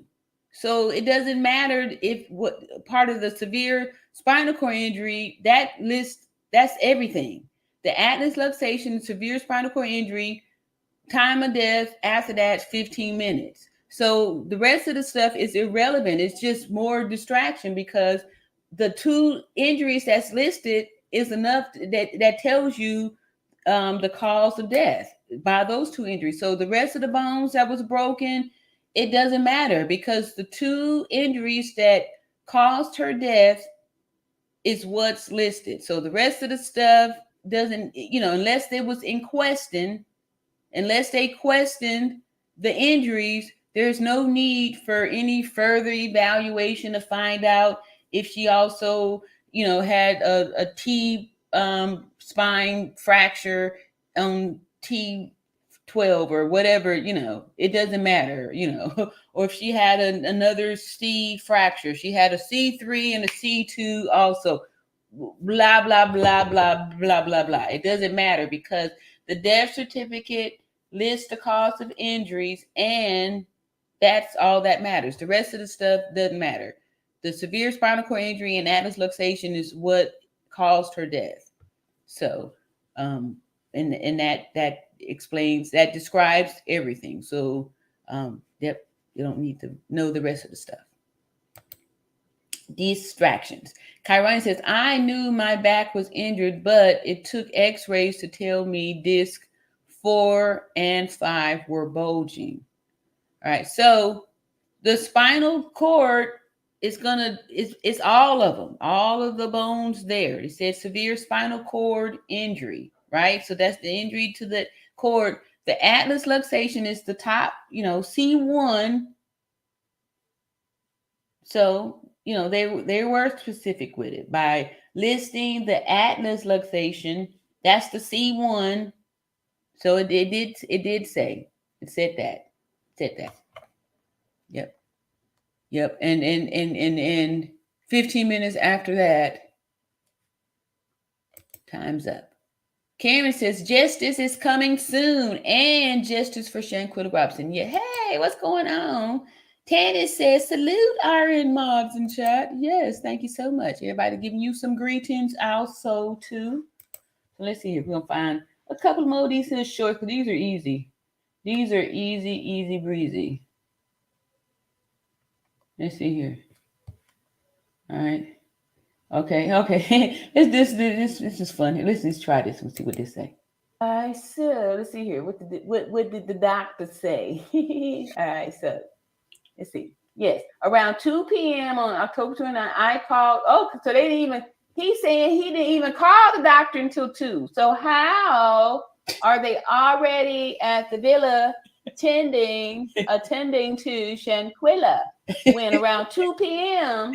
on October 29th, I called Dr. Blank?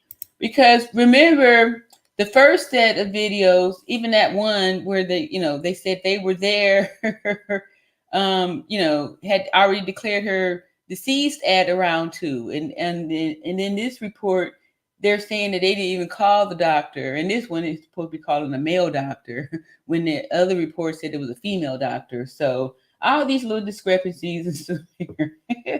I was like, when they're at the villa attending to Shanquella, who is our contact for medical attention of our guest, and whose telephone number is blank.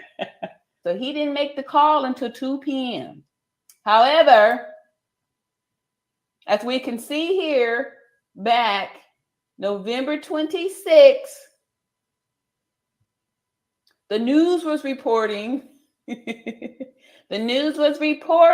Around 2 p.m. So let's see here. What did the doctor say? Let's see. I want to know where that one came from, so I can find that news clipping right there. But look at all these little discrepancies. I just scroll on down this eeny, meeny, miny, mo, and pick one. And see, Denithia says the body was embalmed before the U.S. received it. Did U.S. really do an autopsy? Hell no, I don't believe they did no autopsy. What's up, LaJessica? LaJessica is saying hello to everybody in the chat. What's going on? And Tansis is giving some greetings, and roses. We like to do the roses over here. Yeah, we do. LaJessica is giving greetings to all of the people also. And let me scroll on down here and see. Oh, all right. Let me see here. Just to get some big stuff here. All right. Got greetings and all that good stuff. Diane says, our high-level officials are fighting for their lives with this administration. No time for the American people until it's time to vote. Yep. That's true. That is true. Real news reporting on Shanquilla. RA reacts to ABC News. Okay, let's see what this say. Lying on the news from the Mexican Reporter, and it's full of bones. So I'm just super excited that the mainstream news, heard our cries and is now making daily reports on it. So I'm just excited. I saw today's thing was a daily something. So let me find it over here. So thank y'all so much too for showing up. I'm having a good time, and we just really playing it by ear because, I've been working in my business and all that stuff, and I don't know what's been said. So we're gonna be reading this together, and so that's how we're gonna get down over here. Let me see here. So how y'all been too? How have you guys? All right, see here.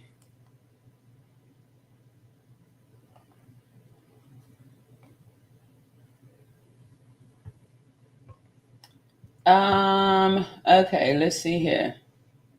I think this is an old one too here. Why? Okay, why no arrest? Now let's go back and down up into here.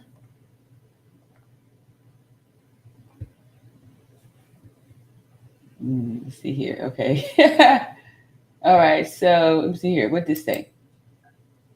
Which we know would have been very difficult because she had the fracture, the fatal wounds that we saw her sustain when we saw the person that they're saying is Dejanay to swing her with a chokehold and to break her neck off by putting pressure on the back of her head. We saw that. We saw the picture. We saw the video of her being attacked and assaulted and unalived. There is no way that they dressed her body. So this here was back in, I want to say like December. Remember when that was the story that was going around that they had that the Cabo Six had dressed the body and moved the body and all that stuff. So this is me saying that it's impossible that they did all the stuff with the body because, having a broken neck, first of all, it's difficult to dress the paralyzed body. And then two, who wouldn't be weirded out with trying to put on clothes on somebody whose head is, off of the body? Like, who wants that? I told y'all about the one patient that I had that was in the car accident and got the head smashed and all that stuff. Like, no, nobody's doing that. And two, they were trying to quickly get out of there before, they got caught with anything. So I don't see them doing all of this stuff, handling the body and dressing the body and move. For what? They had already purchased their alibi and their get out of jail free card. They needed to leave fast before the real police showed up. They needed to leave fast before the real doctors showed up. They had to get out of there quick before somebody held them for questions, right? So here's the money. Here's the alibi. Tell the people alcohol poison. We'll sign off on it. This will get you out of here.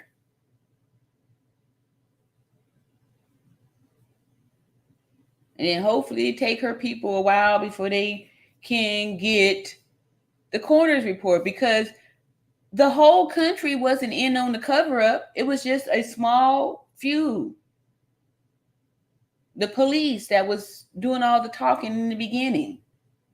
But once the video surfaced, that's when look at me. That's when they come up with all these new lies to try to get us to believe something different. Okay, here goes something. Let's see here. Shocked by the fact that they left Shanquilla in Mexico. Yeah. We're not too much sure about the timeline on that because from what I'm thinking, I know they tried to come home early. Whether or not they did, I don't know. Because once it happened, I got the young man that called us that's supposed to be my friend. He said that he's going to come on home. So when he actually came home, I don't know. So if they didn't come home on a regular time, which should have been that Monday, they came home Sunday. They was trying to get out of there early. Now that you all actually have proof that there was a physical assault, and now you have a video to back that up. Shocked by the...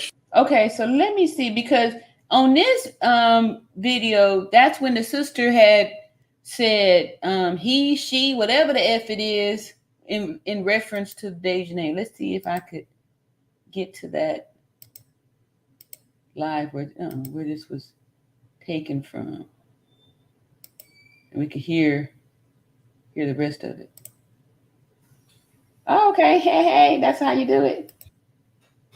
And let me see if I could scroll up to it. All right, so this here, this was 6 months ago. January the 5th. All right. January the 5th. Look at that. Raw is in there. Raw been up in there since the January. All right, let me see here. I'm going to scroll down here and see if I can find that. Here you go right there. Y'all want to see it? This here's the interview that the mama and the sister did way back, I want to say in November. Put a 1 in the chat if anybody interested in hearing what they were saying back then before all this here stuff come up. I don't care. I'm about to play it anyway. Y'all can put a 2 in there for all I care. Let me talk. Oh, look here. They were highly favored right there too. All right, here we go.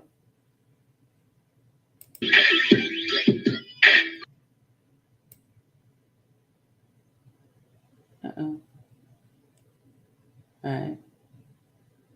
Here we go. Hangover or whatever. Mm-hmm. So we got off the phone after that. Some Move moments back a little later. Afternoon Bobs with Miss Jessica.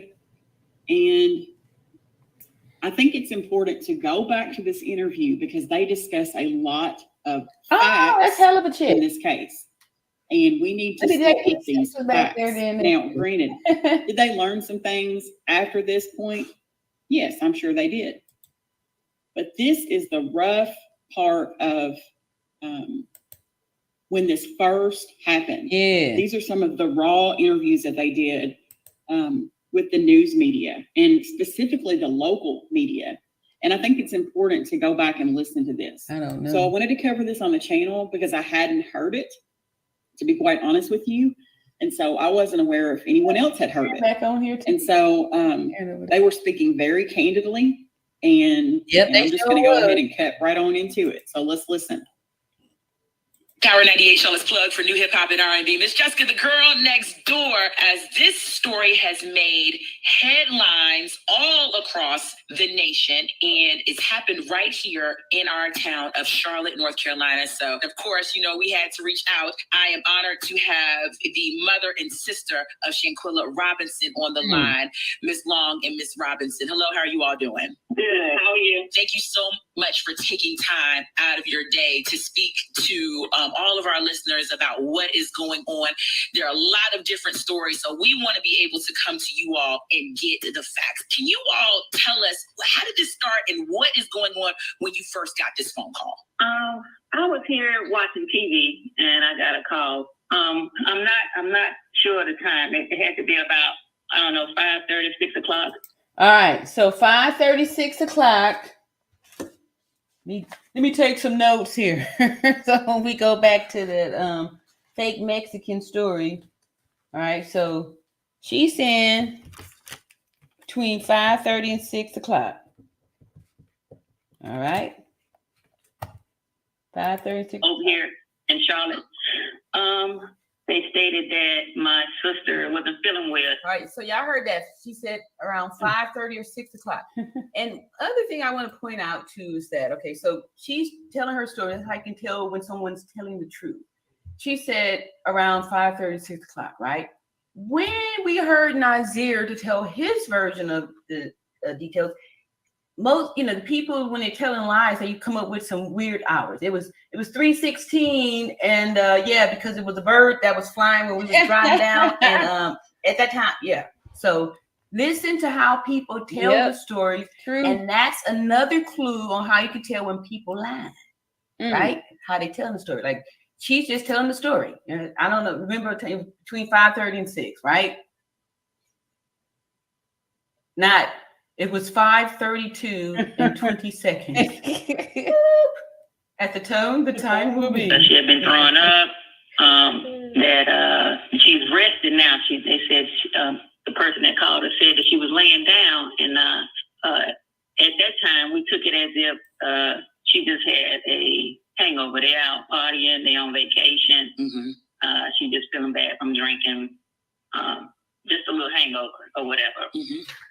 So we got off the phone. After that, some moments later, I don't even think it was 30 minutes. Wow. She said she don't even think it was 30 minutes. So how'd they go from the doctor spending 3 hours working on Shanquilla to 30, not even 30 minutes later? Look at this. Not even 30 minutes later, look what they're doing. He called back and said that they were trying to resuscitate her and that it was 3. All right, so if he called between 5:30 and 6 p.m., right? And then the sister said it wasn't even 30 minutes later. He called back, and now there's ambulance, all this stuff, right? But so if Mexico is on the Pacific Coast time, right? And Charlotte is Central or East. So that means anyway. So if it was 6 p.m. here, 3 hours. Anyway, I'm not going to even try to do all that with the timeline, but I'm pointing out the lies in there, right? Because the doctor was supposed to be in there working for this whole hour and stuff, right? First it was the nurse.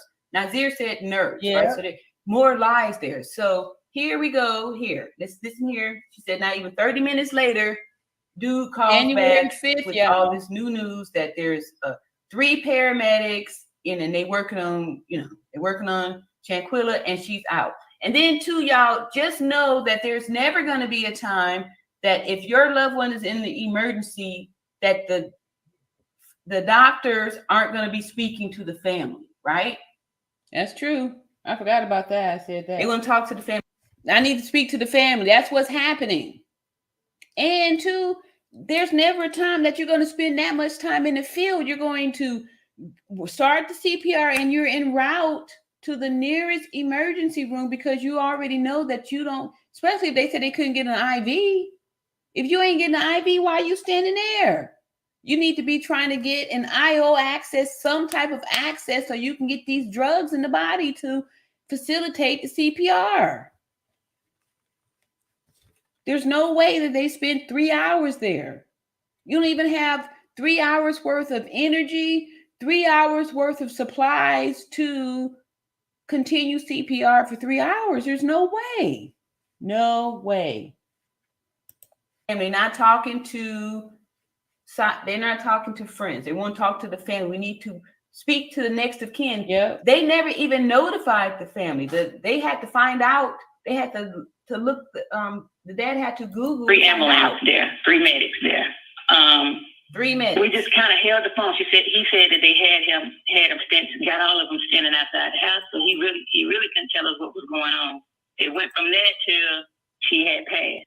And so when you get the news that she had passed, who did that news come from? The person that was calling you? The person that was calling us, yes. At that moment, I can't even. So I just find it how they're not using the names here. And then this interview came out November 17th. So listen to how they're cautious about the wording, right? With that, they never said the name. They're not saying the name. They haven't said the name. Yeah. We didn't start hearing the name. Like, I just heard this interview yesterday, but I'm just noticing that in this interview, I don't remember hearing her say the name. Even begin to imagine what is going through your head to find out that your loved one has passed away and they're in Mexico. A lot of people are talking about friends. Who were these people to Shanquella? They were all people that she went to college with, Winston-Salem. Mm-hmm. I didn't know none of those, none of them that was on the trip with her. Nothing but one fella. One fella. All right. And they've identified this one fella as Kylie. And that was supposed to be her closest friend. He's close with the family. He's been on family trips. He's always around. He's always with her. That's why I'm saying, y'all, be aware of these people that have infiltrated into your families. Yes.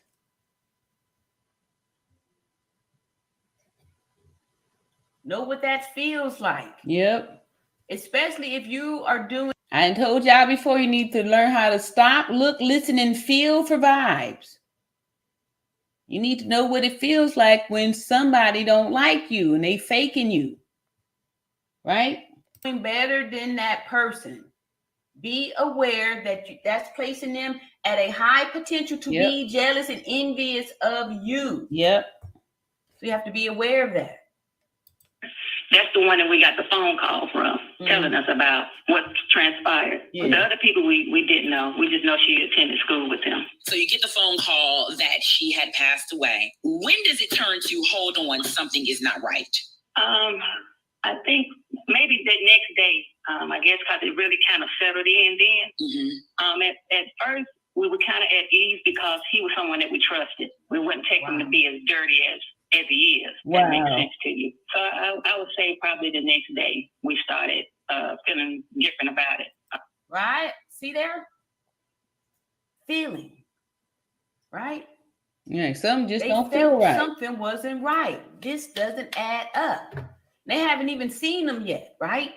They just going by what they felt on the phone. Like, this don't feel right. How come I can't talk to my baby?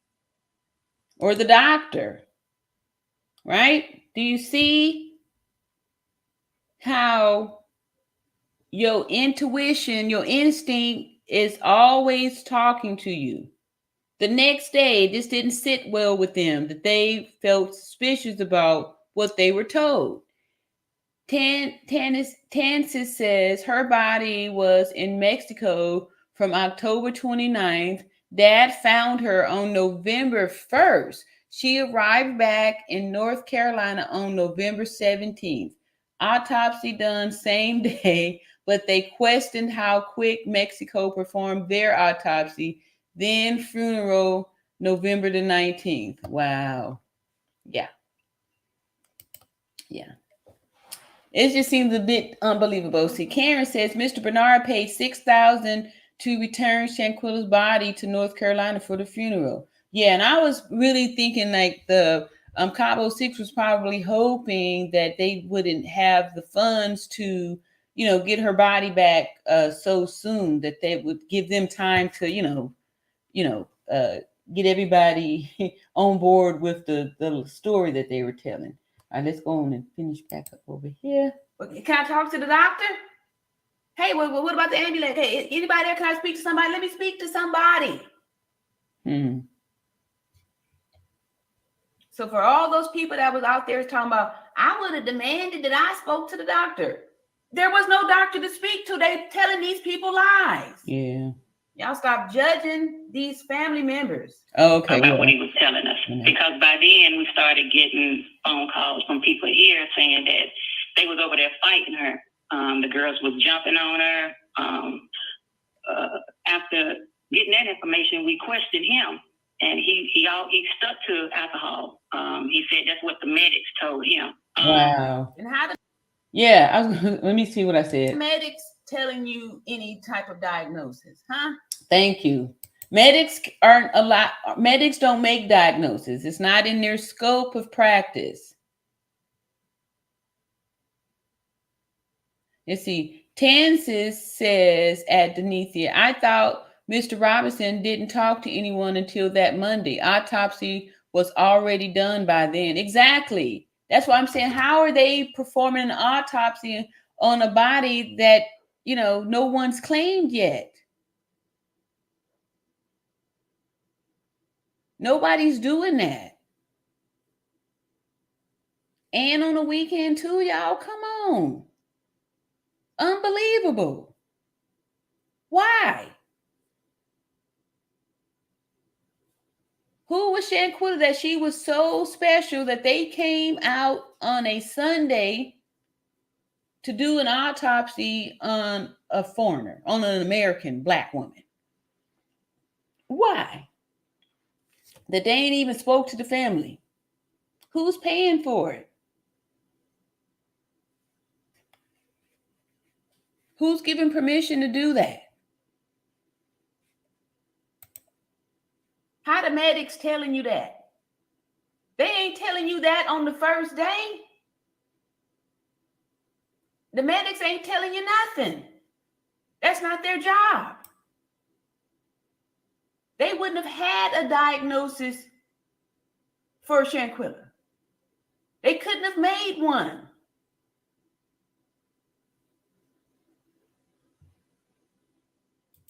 So eventually it went from alcohol till they was fighting her when we asked them about the fighting, it went from alcohol to they wasn't fighting her. Nobody was fighting her to they did fight her, but then he wasn't there. He wasn't in the room. He don't know nothing about it. Wow. Okay. So I missed that. He admitted to they were fighting her, right? Okay, so that's more evidence there. Wow. You already admitted that they were fighting her, but he wasn't there, right? But we know that Nazir already used that alibi. I wasn't there, right? Now here he is trying to say he wasn't there when we then made him as the person that was holding the camera, talking about, Quilla, can you at least fight back? How the hell you wasn't there? I think we had said that was who was it? Malik. But anyway, yeah. He wasn't there. At the fight. When he got back, the fight was over with. But now we got a video that surfaced showing that they was fighting and showing that he's in the room, letting them, you know. Okay, now she said showing that he was in the room. So they saw the video. She said, this is Quilla, the sister, he was in the room. Right? This was back January the 5th. Now, this interview took place back in November sometime. I just got a hold to it on this here January the 5th, or the 4th, rather. But she's saying she saw him on the video. Attacked her. So let's talk about this video. Do you know who released this video to the public? I don't know who released the video. No. You received phone calls from other people saying that the girls that were on this trip were fighting Shanquilla. So that leads me to believe that this video was sent out showing people in this fight. Way before we seen it. It's been out for days now. Wow. I mean, weeks. Well, Wait a weeks, minute. yeah. Okay. Now this here was done November 17th. Wow. They said the video had already been out for days. Wow. So November 17th. Wait a minute. November 17th. So then how is the FBI? Wait a minute. Let me move back to wait a minute. Let me just put a bit here. Now this here was done November 17th. They said the video had already been out for days, weeks. So that means that the Cabo 6 came back like nothing happened for weeks. For weeks, y'all. And that's why they deserve to get the same charges as the person that pulled the trigger. Yeah. And that's why we ain't got to lie on them to try to plant no evidence. Okay, that's right. Because everybody was trying to make all of them have a part in by saying that they dressed the body and moved the body and all that stuff. And I was sticking firm to that. We don't have to try to paint no dirt on them. Like, we just stand by the truth. They was a part of it. The sister just said she saw the video with showing him in the room. All of them deserve to be punished for it and held accountable. We don't have to make up stuff and invent stuff to make sure that they get some type of punishment. The story, they already are conspirators. Oh, Karen says at Bernard, only talked to the lady in Mexico coroner. The lady told him that they got Shanquilla's body over there. She also told him that Shanquilla has broken neck and she was brutally beaten. Yeah, I remember saying that. What's up, Squeak? Squeak said she wanted to hear this here, or hopefully Squeak is girl. Want to hear this here. Squeak, squeak. All right, Karen says he paid out of his pocket, not from GoFundMe. GoFundMe wasn't around at that time. Yeah, and the father is, heard on a video saying that he didn't want anything to do with that GoFundMe money, that until he wanted justice. PM Channel says, Ella Jessica, yes, that was very strange. All right, Squeak said, I'm hitting the bullseye on that one. Ding, ding, ding, ding, ding. Y'all legal people out there, help me out.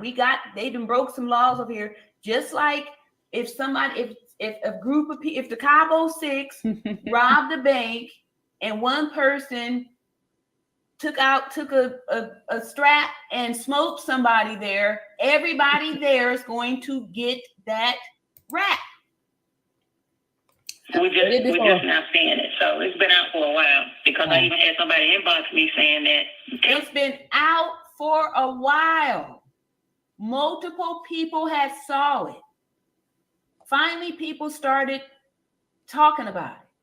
But it had been out for a while. We don't even know. It could have been viral on them little world stars or something. But just shows that somebody saw that and saw what happened and was okay with it. Yeah. Telling me that video been out for a while, and it's got to be another part to the video. Another part to the video, not another video.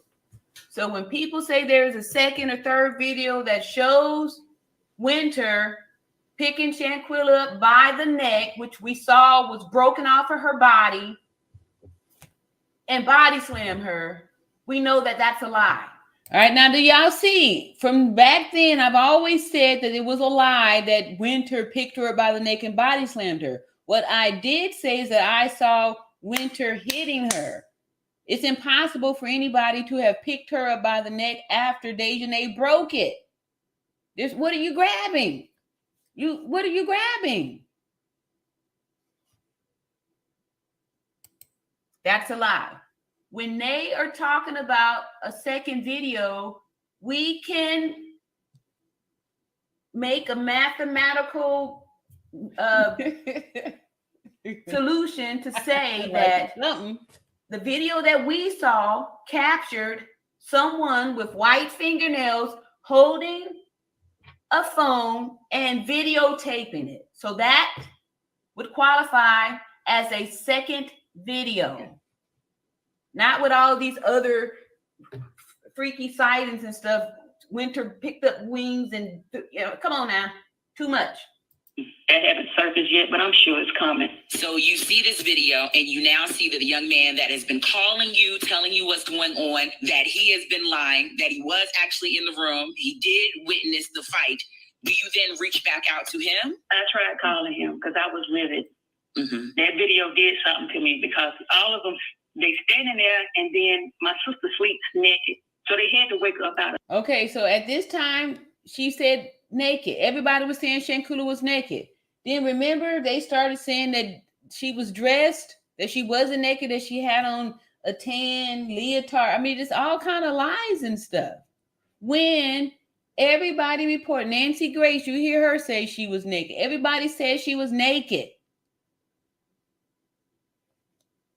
Asleep. All right. My sister sleeps naked. I needed this was back in November, y'all. When we heard the family, we heard the mother, the sister, and the father all say that Shanquilla was naked during the attack. So when you come over here and you tell me that she had on some nude color biker shorts, nude color tight outfit, I'm gonna tell you to make like a tree and leave. Leave with your pack of lies. We already know the beginning part of the evidence said that she was attacked in the nude. So why would you believe it when they tell you now, months later, that Shanquilla was dressed and then redressed and moved around? Come on now.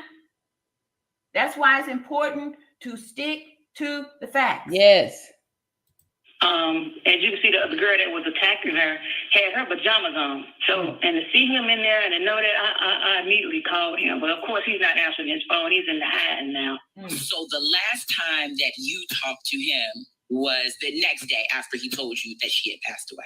We talked to him for a couple of days because he came over here to the house. Oh, wow. Yeah, he came here. And the girls came to the house too. Ooh. Okay. Wow. How creepy and how bold for them to do that. That just shows you the extent, the depth of their wickedness to go, and these psychopaths, it's not uncommon for them to go, go back and visit the scene of the crime, or to come around the victim's family and stuff like that to see how much people know, or to, just to kind of flex how they got away with it and stuff too. Like they laughing on the inside, like, look, they don't even know. Yeah, we didn't beat her to death. All right. Wow. All right. Y'all see that? Look at the people. These are the people that came to the house, right? This was the wicked voice you heard on there. Quilla, can you at least fight back? Karen says, I remember that Shanquilla's sister was asking if Shanquilla was drugged, as I thought same thing, because Shanquilla's shoulders was stumped over beside the bed as she was sitting on the floor.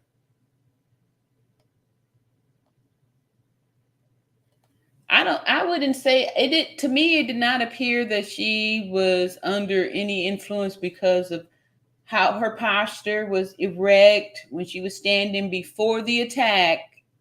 You know, her gait, her movements did not indicate anything of her being intoxicated. Now, I do remember someone saying, the sister saying, because of her movements was slow. And before in the past, I tried to explain to y'all that those were neurological movements. That's why she was kind of moving mechanical, where people were saying that she was moving her hair out of her face. This was mechanical residual energy that was still in her after the neck was broken. Just like I'm sure some of y'all know those y'all country people that grew up when somebody rang a chicken neck, how it's still kind of running around even after the neck is broke. So these movements here were the motions, the electrical signals that were still traveling down the spinal cord, spinal column, you know, for the movements. And that's why it looked so mechanical like that, because the neurological. A lot of times the neurological movements be very stiff and kind of mechanical, almost like a marionette, like a puppet, you know, the movements was like that. So, and you can just tell by the posture that this here is paralyzed and this here is just the electrical pulses that had, you know, that the message was already en route. You see, did I read that? Yeah. And what do you mean by at least? What does that mean? Huh? Did y'all tell Quilla what you was getting ready to do to her? What her fate was going to be?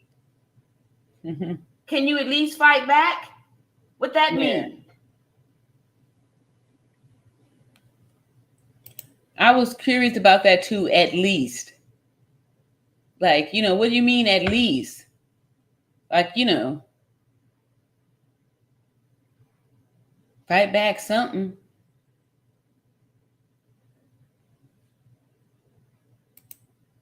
And how could you go to the family's house and look those people in the face knowing what you did, what you saw, what you allowed and made happen? You guys were all in on it. Yeah.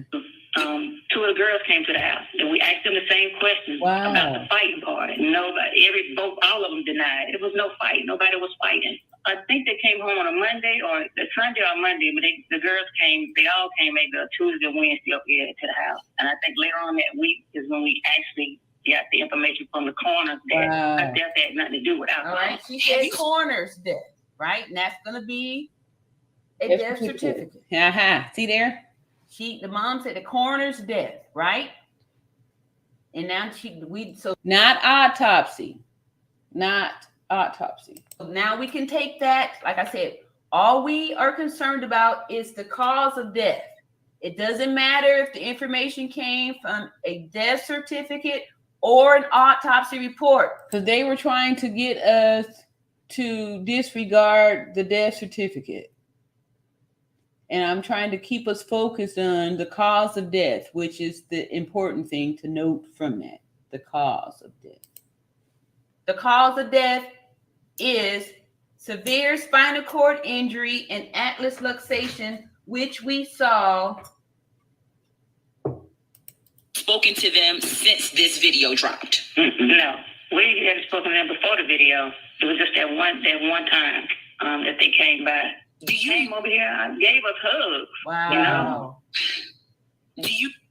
That's some cold-blooded stuff. Mm-hmm. And that's why I'm saying that they're all responsible. Right? Because if you were scared, I'm gonna say I was scared, right? I'm scared because I just saw what Deja just did to Shanquilla. I don't want none of that, right? Oh, hold on, I got a cough.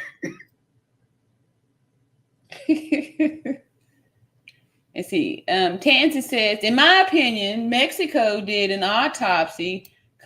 Concierge ran those unauthorized hidden cameras in the villa and saw what happened.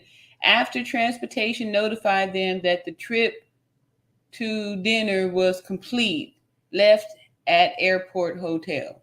Okay, so this why I think that that's a whole pile of poo, is because, let me see here, what do you say? Saw what happened on there is that when they saw the body, they should have already known that it was no alcohol poison. No alcohol poison there at all. After transportation notified them.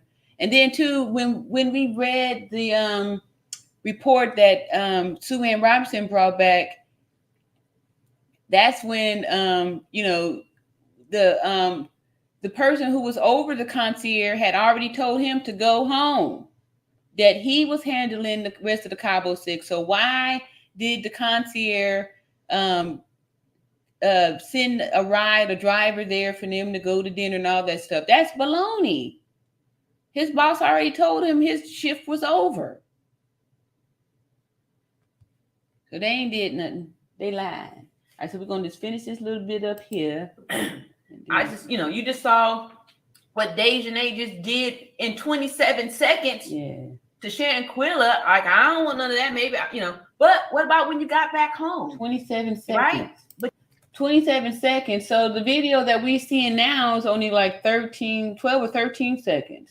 So I'm saying 27 seconds. That I believe that at that time there's a longer version. So where did I get that number from? 27 seconds. But you continued in it. You went over there with the perpetrator. You went over there to the family and lied to them. So that's why, right? So we don't need to make up stories about what they did in Mexico. You know why this argument and this fight broke out? I do not know, and I don't understand why, because the girl that was attacking her, it was her birthday. They're celebrating her birthday. So I don't know what could have transpired from Friday night from a video that my sister put up on her Instagram. She was having a good time. It seemed to be all right. To that morning, that had to be Saturday morning. Even at that time, they're saying Saturday morning. Right? They was in there fighting her. This girl stands about 6 feet 6'1". Wow. 6 feet 6'1". 6 feet 6'1". What kind of pleasure you get out of sister's about 5'1", 5'2"? Beating someone who's 5'1" or 5'2". You're 6 feet 6'1".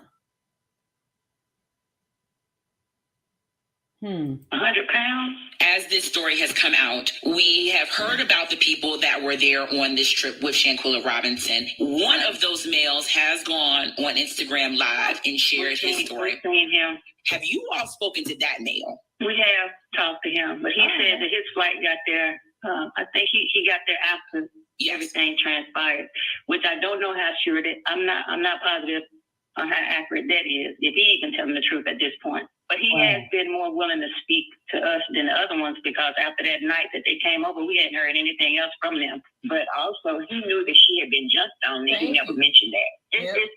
And what we notice her mother came up in there and said, "Oh, but he knew that she had been jumped on and never said nothing." So, my mom means by that because she had a knot on her head. She had a knot on her head. So how come the doctors didn't notice that? She had a knot on her head. As a split. Wait a minute, let me pull this back. 6'1". 6 feet 6'1". What kind of pleasure you get out of sister's about 5'1", 5'2"? Beating someone who's 5'1" or 5'2". Yeah. You're 6 feet 6'1". 100 pounds. As this story has come out, we have heard about the people that were there on this trip with Shanquella Robinson. One of those males has gone on Instagram Live and shared his story. I've seen him. Have you all spoken to that male? We have talked to him, but he said that his flight got there. I think he got there after everything transpired, which I don't know how sure that I'm not positive on how accurate that is, if he even telling the truth at this point. But he has been more willing to speak to us than the other ones, because after that night that they came over, we hadn't heard anything else from them. But also, he knew that she had been jumped on, and he never mentioned that. And what my mom means by that, because she had a knot on her head, her eyes were swollen, lips are split. I don't know why would he would even think it was alcohol poisoning. After looking at her, even if he walked into it, he had to know it was something different. Okay, y'all hear that? So if he should have been able to determine it because of these injuries that she just listed, the medical personnel would have easily have seen those injuries as well. Then they said she had a broken neck, so I don't know how you not see that something was going on with her neck. I had someone text me something about him, and I was like, "You're talking to the wrong people. Go and tell the cops what you know." Interesting. On live for. Somebody need to stand up for her. Oh, look, they know what happened. Everyone that was there know what happened. Even if you came in that situation late, you know what happened, because after it happened, they had to sit together and try to figure out what they can tell or what they can say happened, and they went to alcohol poisoning. A lot of people are talking about this situation, and they're just... Jasmine says that was Malik saying Quilla fight back. Thank you, Jasmine. Thank you. Shocked by the fact that they left Shanquilla in Mexico. We're not too much sure about the timeline on that, because from what I'm thinking, I know they tried to come home early. Whether or not they did, I don't know. Because once it happened, I got the young man that called us that's supposed to be my friend. He said that he's gonna come on home. But when he actually came home, I don't know. So they didn't come home on a regular time, which should have been that Monday. They came home Sunday. They was trying to get out of there early. Now that before they got detained, actually have proof that there was, before the real police showed up, and not the ones that they paid to be able to leave early. Because if the real police were there, do you think they would have allowed them to leave? They wouldn't have let them leave. Was a physical assault. And now you have a video to back that up. Now what is going on with this case? Now everybody's involved. So it just pretty much... She said everybody's involved. Now everybody's involved. Sitting back and letting them do their job. Sitting back and letting them do their job. And that's why we are here, not trying to harass the family, not trying to get attention there, but standing together for justice for Shanquella Robinson. And and try to be patient about it. Now that we actually have a video of a physical assault, and now that it has been proven that there were lies about it, has there been any talk about making an arrest? They haven't spoken with us about that, but there's a couple people that we're scared to talk to coming up this following week. So I guess they'll just give us more information on it. But believe me, they're on it. I know that there are lots of posts on social media. Listen to how confident she was back then. Said, believe me, they're on it. And then who would have known that, 6 months later, it would be like, not enough evidence, right? It's cold-blooded how they stroked them along like that. About making phone calls to different people and making sure that we stay on their necks about getting justice for your daughter and your sister. What is your message to the public, and what is it that you would like for us to do? Continue to do what they're doing. Make the phone calls. Y'all hear that? They say they want us to continue doing what we're doing. People are asking to make the phone calls, right? And keep praying for us, because this is something that we log on and seeing her get that video. That's something that takes a toll on us. It definitely takes a toll on me. We talking about how it's been taking a toll on us. What about the family? That's true. Right? I'm going to have to actually delete the video because every time I see it, I'm livid. I'm mad about it. Yeah. You know, and I'm sitting there thinking, I'm wishing I was there with her. I'm hurt. I'm hurt because I can't believe, I'm more hurt. I can't believe that they had to go there. I don't know if this was premeditated. Did they plan this? Yeah. And I could imagine how she felt to be standing there naked and you got people videoing you. You got this big ass girl, he, she, whatever. Now y'all hear that? This big old girl, he, she, or whatever the F it is. Information on it, but believe me, they're on it. I know that there are lots of posts on social media about making phone calls to different people and making sure that we stay on their necks about getting justice for your daughter and your sister. What is your message to the public, and what is it that you would like for us to do? Continue to do what they're doing. Make the phone calls. Y'all hear that? They say they want us to continue doing what we're doing. People are asking to make the phone calls, right? And keep praying for us because this is something that we log on and seeing her that video. Yeah, that's something that takes a toll on us. Yeah. It definitely takes a toll on me. We talking about how it's been taking a toll on us. What about the family, right? I'm going to have to actually delete the video because every time I see it, I'm livid. I'm mad about it. Yeah. You know, and I'm sitting there thinking, I'm wishing I was there with her. I'm hurt. I'm hurt because I can't believe, I'm more hurt. I can't believe that they had to go there. I don't know if this was premeditated. Did they plan this? And I could imagine how she felt to be standing there naked and you got people videoing you. You got this big ass girl, he, she, whatever. Now, why did she say that? This is November the 17th, right? He, she, whatever, right?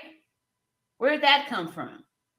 So when people come over here and they have a problem with people questioning the gender of Dejanay Jackson, I say it's because if it's true that Dejanay Jackson is an XY chromosome, how unfair is that? Thank you. And for y'all to keep trying to gaslight by saying, oh no, she had a baby, but nobody give no proof for no baby pics. Nobody even say what kind of baby it is. And why did that sister say that? Kids trying to fight you, and then your best friend sitting there watching. Nobody jumped in to do anything. So either they definitely was planning on to assassinate her character or embarrass her, because if it didn't lead to death, I'm pretty sure they would have came back here and put that video up of that girl jumping on her. Yeah. And while she's naked. Is there anything that you all have heard about this case and you're like, that is absolutely not true? No, I haven't heard anything. Okay. Everything's been pretty much accurate. As of November the 16th. That's why I say we go back to the past ones. Except the alcohol. At first it was alcohol. And even everything about her, everything's been positive, which that is true. So, no. With that being said, I think it's important hearing from her mother and her sister that you all tell people about Shanquella and the type of person that she was. Sweet, kind-hearted, intelligent, business-driven. She was beautiful inside and out. I mean, I don't think there's nobody right now to take anything negative about her. Positive individual, respectful. Everything good that you can say that was her. I know that you all are planning on laying her to rest and celebrating her life. Do you all want to give the details about the funeral? Is this going to be open to the public? Or this was before the funeral. It's open to the public.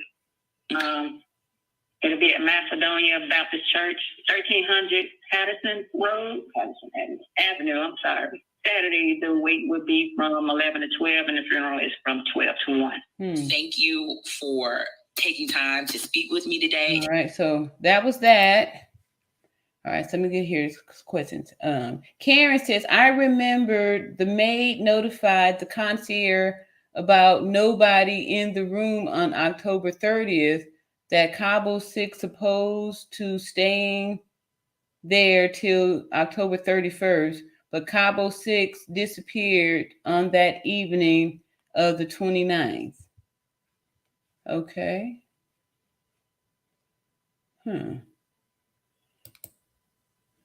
Karen says that's why Cabo 6 was in a hurry to get back home. Yep. Because they were fleeing. They fled.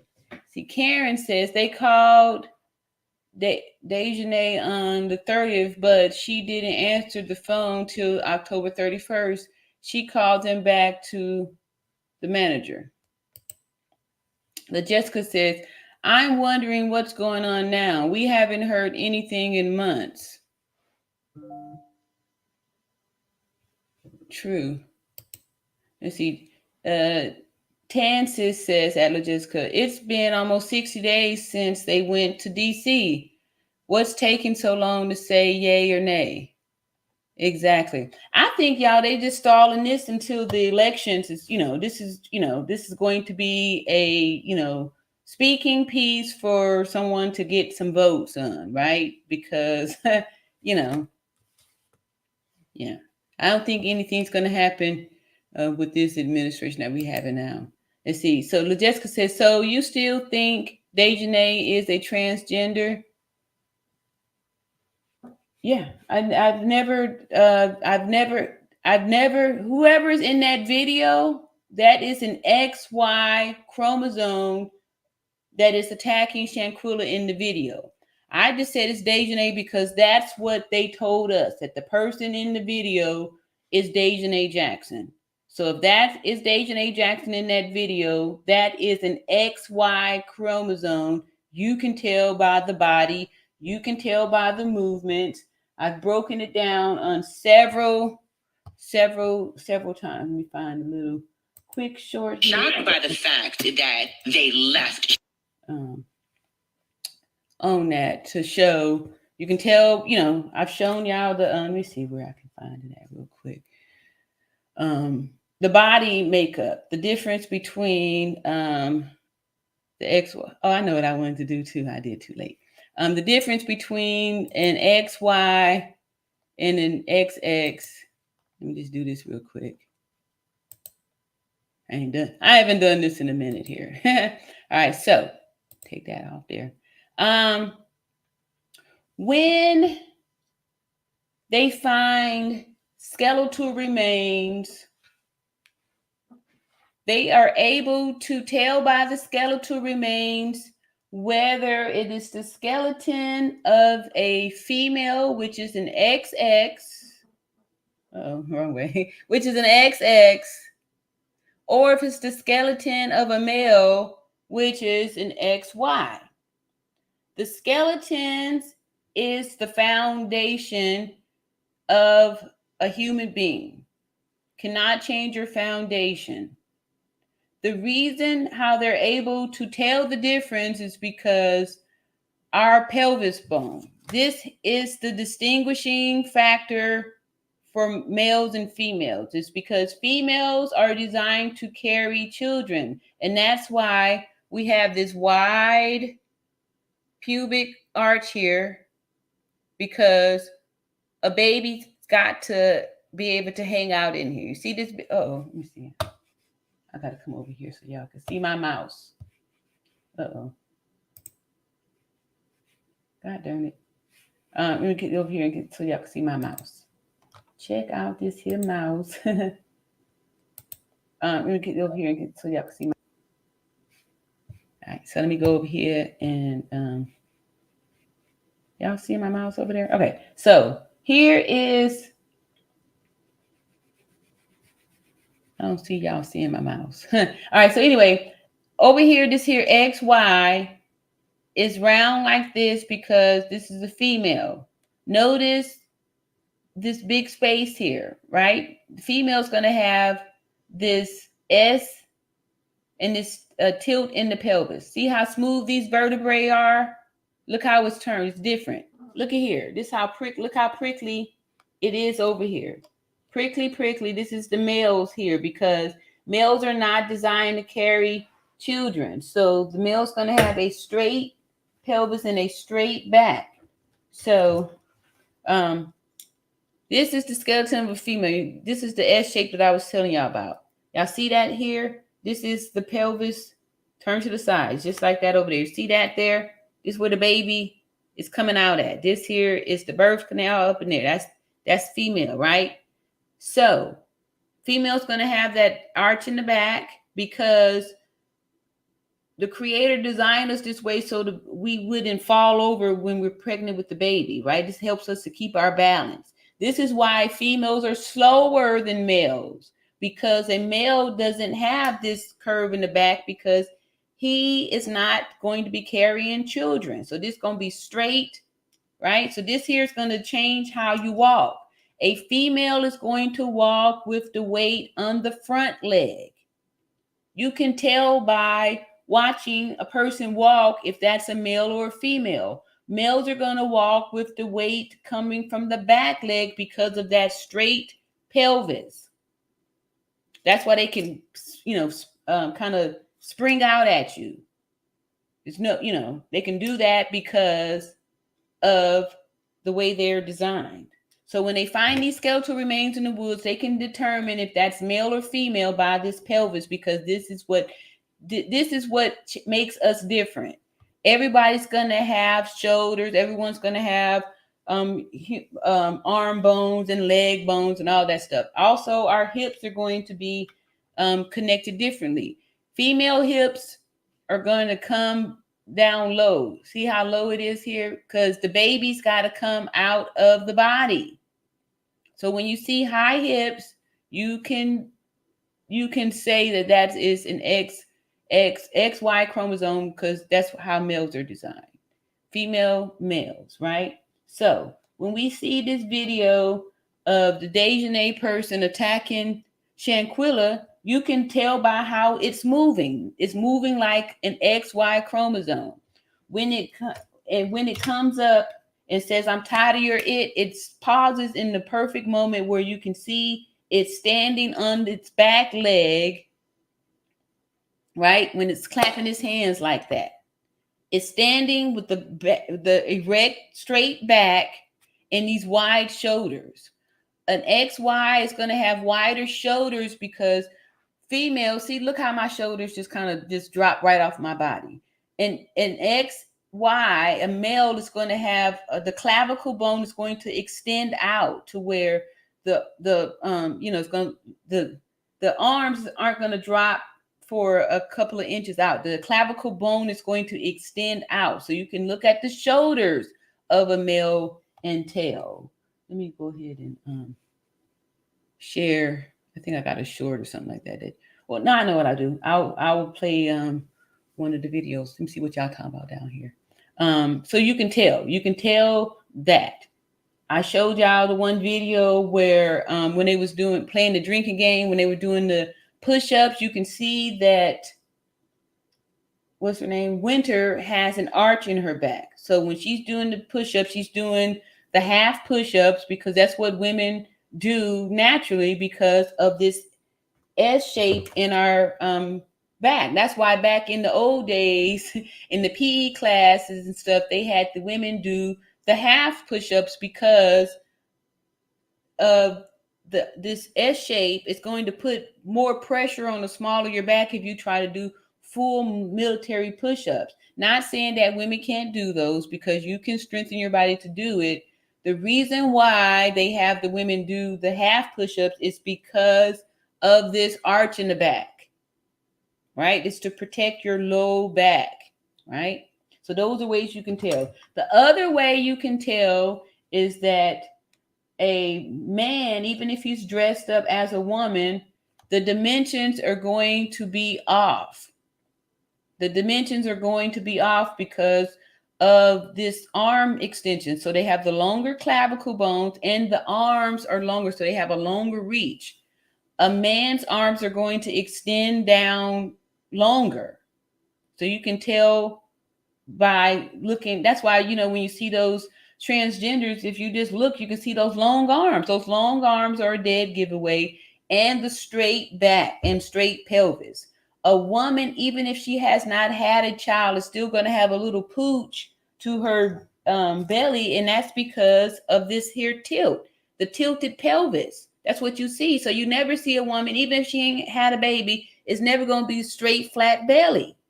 It's always going to have that little bitty pooch, this here, that pelvis, because this here is what's going to hold the baby. So that's why the design is like that. So when you see these transgenders, even if they've gotten injections, taking hormones to get fat deposited on their butt, they're still going to have a straight, flat abdomen because of their pelvis. That's a dead giveaway right there. So, yes, I never not thought that was, once I saw it in the video, and that was like back in November when I saw, I was like, oh, that's a man. That is a man. You can look at the walk. You can hear the voice. You can listen to the voice. I'm going to keep it hot. It sounds like, it sounds like a transgender. Looks like one, walks like one, acts like one. Okay, the other dead giveaway is this position here. Let me go ahead and share this on this community tab.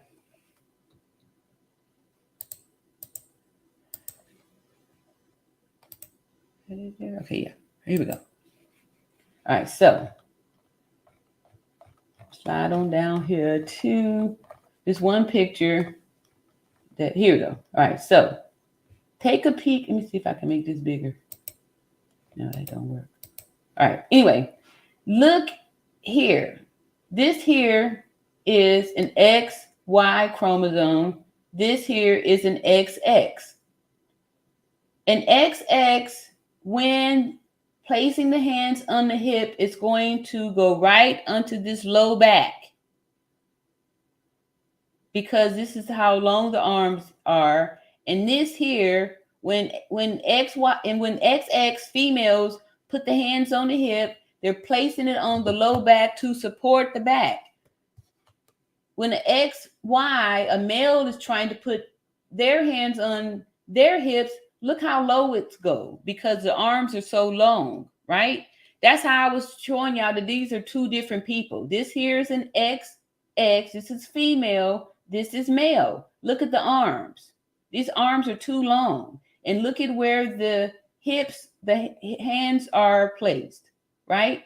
Over here, this is how you can tell this is impossible to be the same person, because how did your arms all of a sudden, now, where did this arch come in from the back? You can see the arch here in the back. You can see, look how straight this is. This is a straight back, even from the side here.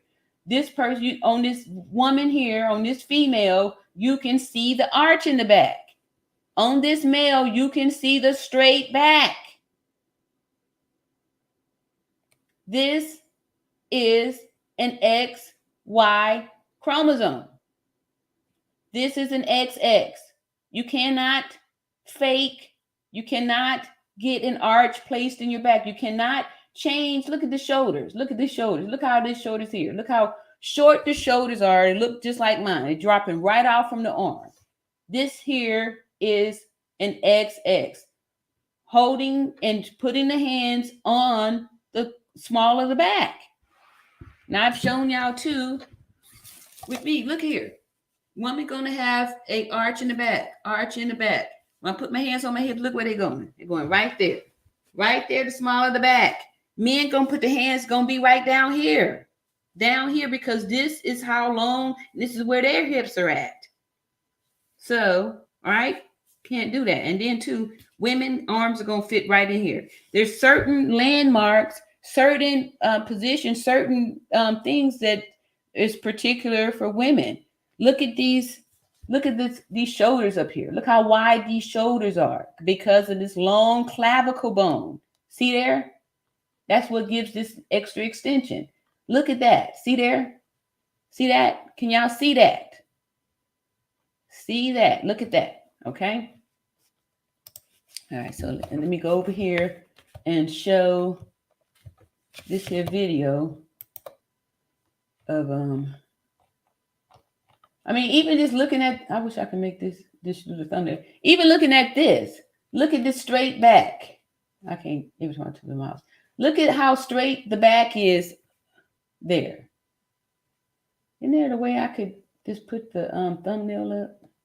Used to be like that. Could show the thumbnail. Anyway, so the straight back, and look at those long arms. Look at how long those arms are, right? So let me go here and pull it up on this. Here. All right, let me pull it back.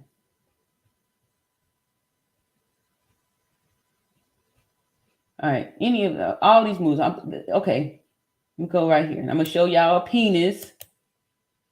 All right, so even look here. Look at these legs. These are man legs. Let me move. All right, here's a great one right here. Look at this. If y'all cannot tell that this is a man with these wide shoulders, this straight back, and look at look at this booty way up high like that. This is a man. This is man thighs, man butt. Recording this event occur. And in matching what's on the picture of the cell phone and of course, all right, look at there, straight back again. Created the more. Man. Where's the arch? No to arch. Shanquella's neck. Straight back. All right. This secured the. Again, look at here. Shanquilla's head is hanging off of her body. Look at her shoulders back here. Look at that head. Look at this person, Dejanay, already breaking the head off more. Let me move back because I think we missed the penis. All right, here we go.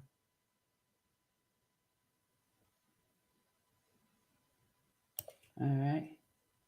Okay, look at that. You can't see this penis right there? Look at this penis. Again, look at this wide back, and look at this straight, wide back. Look at the legs, right? Look at the weight on this back leg right here, right? Arm and hand positions around, and the rest of the body follows. I can get here. Okay, again. And you can literally see Dejanay Jackson. Uh-oh. Penis. There's a package right there. That's a penis. Arm and hand positions around Shanquella's neck. Released her. Boom. All right, look at that. She hits the floor. You see that? Shanquella is now look at that. On her buttock. Man, that's a man. That's slamming. Right there. That's XY. From being thrown. Right? See on there. her Look at buttock, that. This foot ain't even on tailbone. This foot, his front leg is trying to make contact with the floor while the back leg is still in contact. If this had been an XX, a female, all the weight would be on this front leg. This is a man. Created the second. And I'm tired of pretending or trying to dance around it. This is an XY chromosome, period. There is no way that anybody can tell me that it's not. If this was an XX, a female, you would see that this position here, this is a still shot of this person in an active gait. Gait is your walk. This is the gait of a man. Look at this, right? It's coming off of this back leg and shifting the weight to the front leg. This is how an XY chromosome, a male, walks off the back leg. Injury to her spinal column in the lumbar section. Look at this here. Look at Shanquilla head hanging off her body. See them vertebrae up there? Let me see how I make this even more bigger. Y'all just wait till I get gifted on this computer and start zooming in and zooming out on stuff. If you can't, look at that. Look at that. Zip, zip, zip, zip. Look at that. Blip, blip, blip, blip. Look at that. All these injuries right there. Here your severe spinal cord injury right there. Bleep, bleep, bleep, bleep. Look at all them vertebrae out of alignment. That's vertebrae, these ones here in the back. There's a whole bunch of them. Bloop, bloop, bloop, bloop. These is all shifted like a Jenga board. A Jenga game right there. Look at his head. You can't be in this position. This is not a position that a body could be in that's not injured. Because once that happened and given no time at all, Dejanay Jackson proceeds to attack the back. Straight back. That's a of man. Shanquella's neck. Straight back. Here you can actually see. Look at there. Push the head off even 45-degree more. angle. Right? See that? Head off even more. It's impossible. Here's the severe spinal injury, these vertebrae down there. This is the atlas luxation. This is the head being off of the body. There's no way that she could have been okay after this, because once you've been in this position, there's no way that you can get put back together.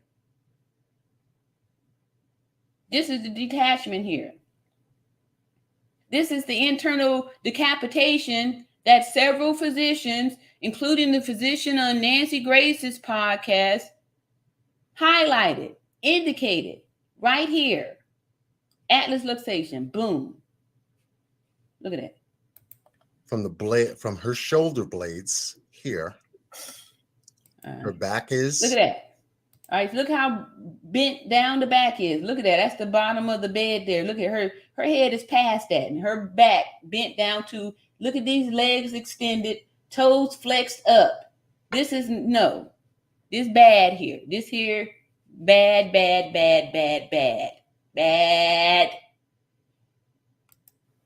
Look at the. Again, look at this man, right? He's standing up on this back leg here while he's kicking Shanquella in the head like a soccer ball. This is a man. Look at this butt. Look at these hips way up there. See how square and apple shaped this is? This is not the butt of a woman. Look how high these hips are. A female would have some voluptuous booty hanging down low, not way up high as it appears on this XY chromosome.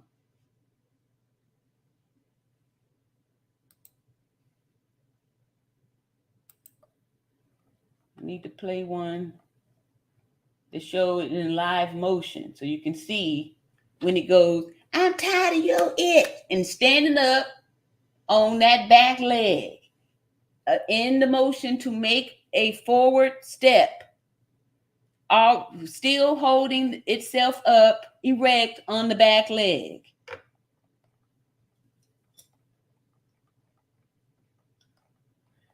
Let's see. Oh, I know what I can play too. Here goes. We do this here with this other transgender. Let me see here. Let me go to this here. I know I got them hooked up on this here. My T people. Here we go. We're not going to support delusional thinking. If y'all think that this was proper for what this person did just because they are transgender, why should we be allowed to be bullied like this? Right, because he's going to show it too when he walks. I'm going to point it out. I'm sorry for that, ma'am. I'll get you that number. Is that okay? Oh my goodness. It's not on this one. All right.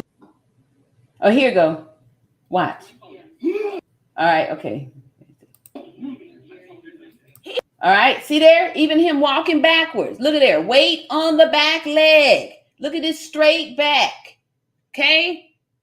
This is obvious that this is an XY chromosome. See, look at this straight back, right? You can't fake that. Look at there. His weight, because he's mad and walking, right? Look at how it's walking. This is a man. This is how a man walks. Look at there. Weight is on his back leg. He's coming down off the front leg. He's shifting the weight from the back to the front. This is how a male walks. This is the gait of a male. This is the gait of an XY chromosome. He should not be allowed. This is dangerous. He could hurt anybody in there. Look how big he is.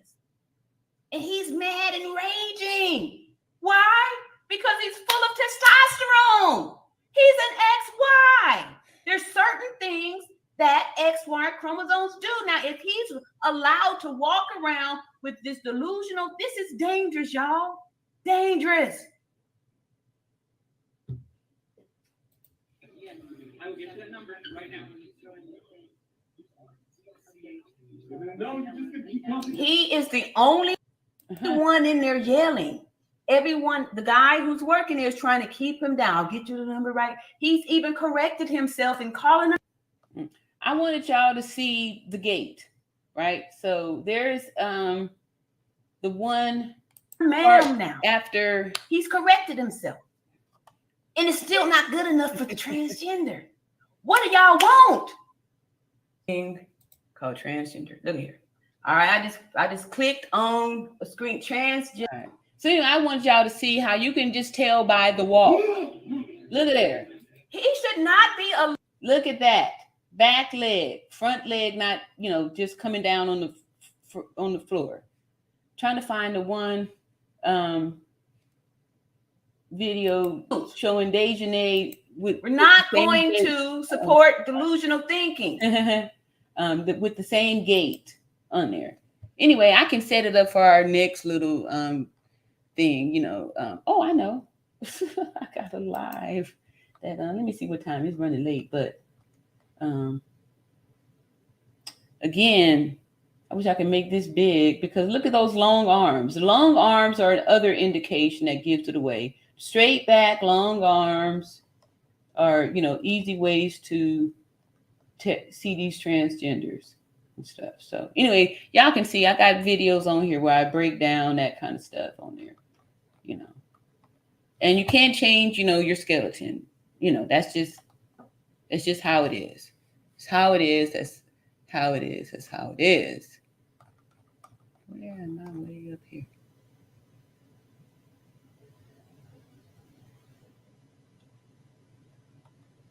Uh-oh. Okay, so then Jessica said, she said that because that's the rumor that's been going around at the time. I never said anything about no rumor. I'm looking at the body. And here from these videos and stuff like that. See, what is it? I react to I've been saying that since the beginning. Once I looked and saw those wide shoulders, that straight back, I have no doubts that is an XY chromosome that is attacking Shanquilla in that video. You cannot change your skeleton. You cannot add an arch in your back if you were born in XY. You're going to have a straight back and a straight pelvis because you weren't designed to carry children. That is how they're able to tell when they find just the skeleton, if it was male or female. And this is how you can tell when you see these males impersonating females. Look at these arms. These arms are dead giveaway. Arms are too long. The shoulders are too wide. Yeah. Let's see here. Karen says, I really don't think Dejanay is transgender, but Winter's brother does. But God exposed him. I believe Winter's brother brutally attacked Shanquilla.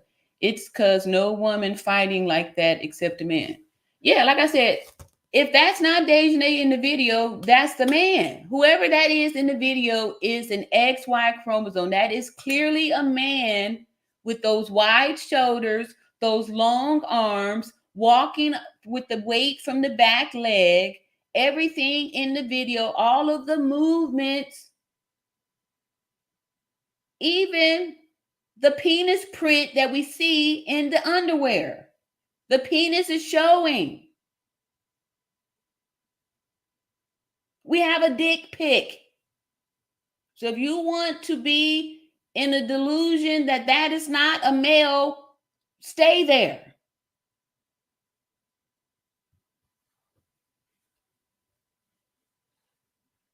If you want to believe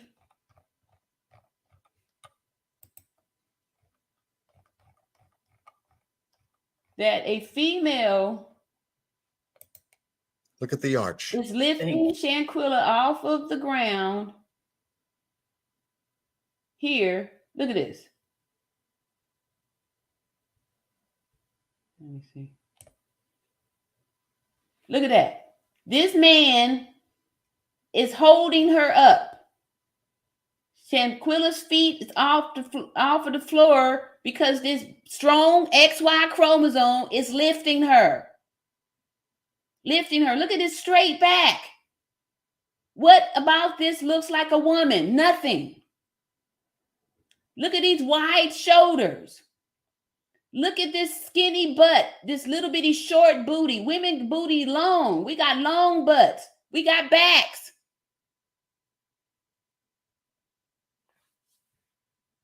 Look at how short this butt is. This is a butt of a man. This is a man's butt. This is a man's butt. This is a man, y'all. Look at this straight back. So whoever this is, they're telling us that this is Dejanay. The sister just said he, she, or whatever the hell it is. Why did she say that? Because she knows that this person is transgender. There's no such thing as trans. This person is an XY chromosome. This is a man. Obviously, because of content, I don't want to have Miss Natural Beauty. Most important. All right, we get a little closer. Look at there. Straight back, wide shoulders. Short butt. A woman's booty would be way down here and voluptuous. Even women of other ethnicities have big butts. Women have more booty than men. And I'm not talking about the extension. I'm talking about the length of it. This is because this is child birth and hips. Because, you know, we got to have the low hips for the baby to be able to come out. Baby got to exit the body. Look at that. All right. In this whole sequence of events, recording this event. This is not someone's face. Who's holding up a woman like that? Look at that, y'all. This is a man. Come on now. Such as FaceTime. Dejanay Jackson's head is down. And this is a planned technique. These are more moves here. These are techniques. Watch this fighting stance. Shanquella and toss her. Go right there. See this wide stance there? This is a fighting stance. Got her in this choke hold, this neck hold here, and her body is twisted. This is what's causing the severe spinal cord injury, because when he slings her over here, this is going to twist up all the vertebrae. And that's what caused that crazy injury where you see the vertebrae all unaligned, misaligned in the back like that. Look at that. See, got down in this position to leverage the momentum when he does the pull, twist, throw. Throw her with powerful force.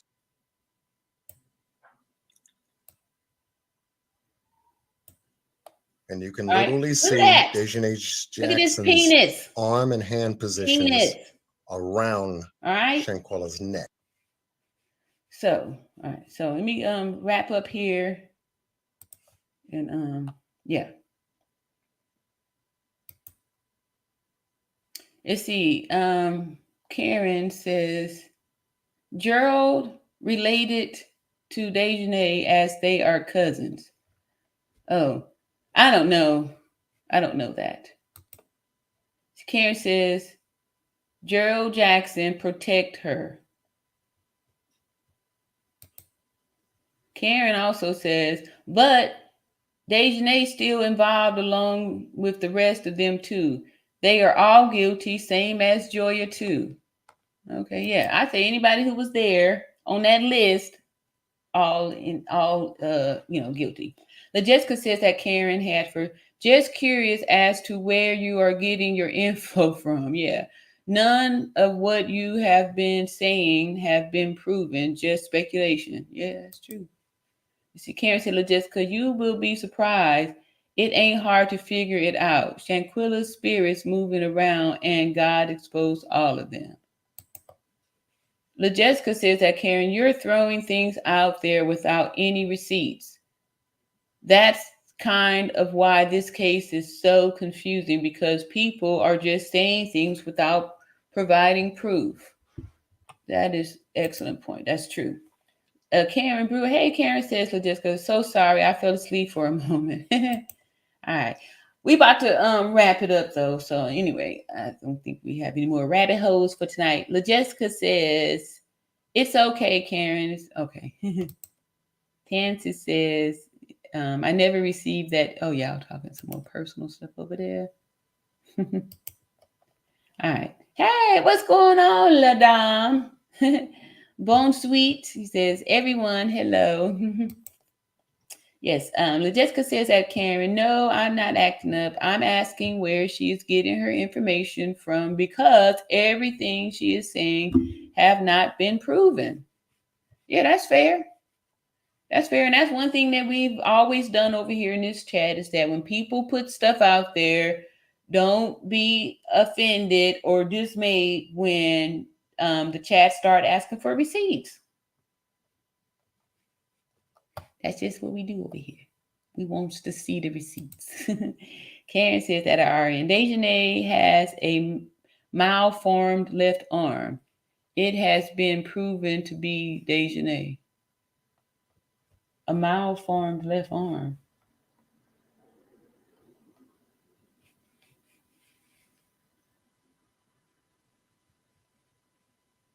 What that got to do with the XY chromosome we see in the video attacking Shanquilla? Let's see. Because, even if a lady, you can, like I said, where are some skeletons? Let me throw that. Where I got a full skeleton. I got to have a full one. Let me see here. I should have one.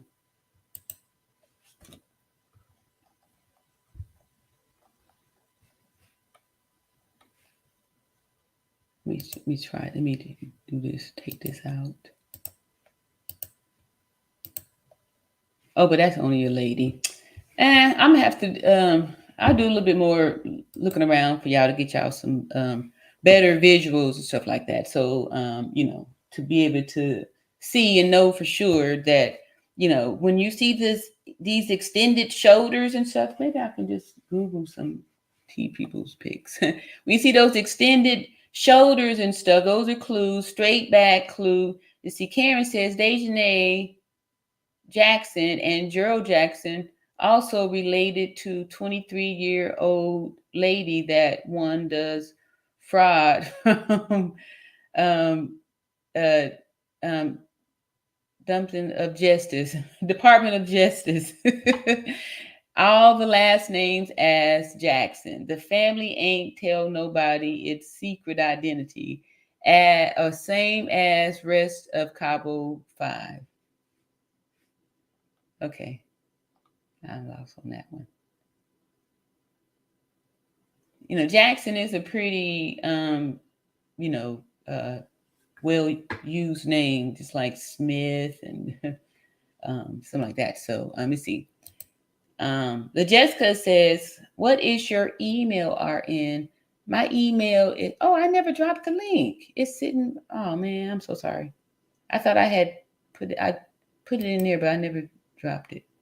Anyway, it's late now, so I apologize, y'all. I thought I had, when I had spoke about it hours ago, I was wondering why nobody clicked it, but it could have went out there. All right. Email is allaroundnaturalbeauty@gmail.com or yourhairgrowsfast@gmail.com. They all come here to me. Let me put it in here, the thing here. The easiest one to remember is the All Around Natural Beauty, though.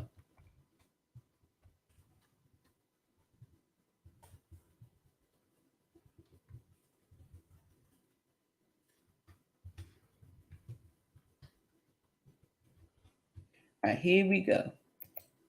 Ooh, yeah, put it down there in the chat. That's the email there.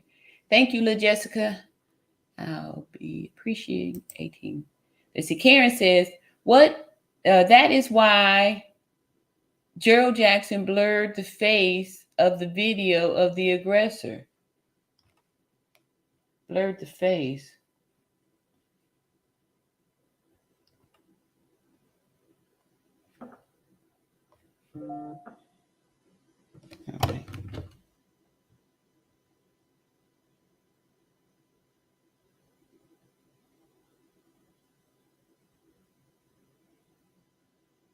All right, and see, Jessica has shared a picture. Let's see what we're gonna do with this picture.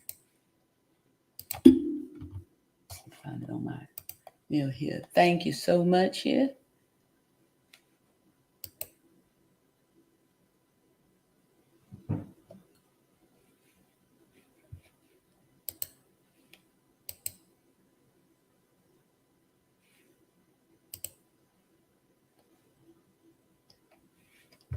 All right, so let me see, let me share. Oh, this is the wrong thing.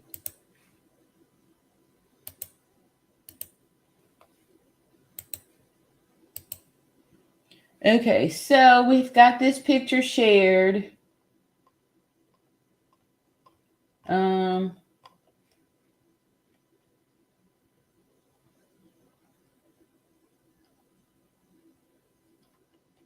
The arms look long on this one too. So I don't know. Like this here, I don't know. I'm just saying that this individual here, look, I can even see from these little side angles as well. These arms are long. Look how long these arms are. These are the arms of a male. These are male arms. Look how long these arms are. So if they were going to put them up on the hips, they're going to come about right there. Hips going to be about right there. So this individual is suspect, even though it's blurry and it's not able to see on the sides, but these arms look long. This could be the same person. You know, I don't know. But I know that this here is definitely an XY chromosome. Look how long these arms are. Look at it. They're going off into the thigh. A female, an XX chromosome, arms are going to stop about right there, right into the crotch area, not below. These arms are too long. And look here, perfect example right here. See there, standing on the back leg. Weight on the back leg. This is a male stand. Look how straight this back is. Straight back. Straight back, long arms, wide shoulders, and standing with the weight on the back leg. In the process of moving forward, and you see there, they're going to shift the legs, shift the weight to the front leg. However, a male, an XY chromosome is going to have this position. A woman, if this was a woman standing up, you would see this be shifted. The weight would be on this front leg and the back leg not. So this one here is kind of difficult to tell because, you know, not only is it blurry, but it doesn't show the person upright. But just from looking at these arms, this looks like some arms are too long for it to be female. Just from seeing that there. But again, I can't really tell from the back. I'm just looking at this one arm. To me, this arm, you know, is too long. But I'm going over this one because we know this is the person in the attack video, right? Look at that.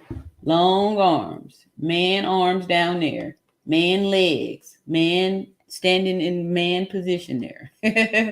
All right. Okay, y'all. Y'all see all these emails I got. That's why so I got a lot, y'all. I got a few emails, addresses, and it's like thousands. It's getting close to like 10,000 emails. I'm overwhelmed, so a lot of them get kind of lost in the shuffle. So I do appreciate when y'all send it to me in real time, because then for sure I know I'll get it. For sure I know I'll get it. Karen said, "That's a woman." Okay. Well, then explain me this. Explain the package.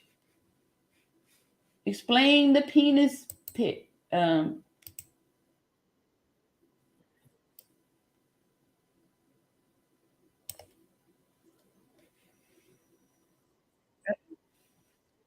a minute.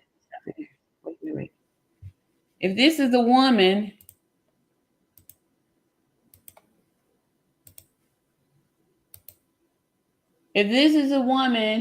how is she rocking a penis? Uh-oh. This is a penis. How, if this is a woman, Karen, why does she have a penis? Why is there a penis on this woman? Why is there a straight back on this woman? Why is this woman weight on this back leg?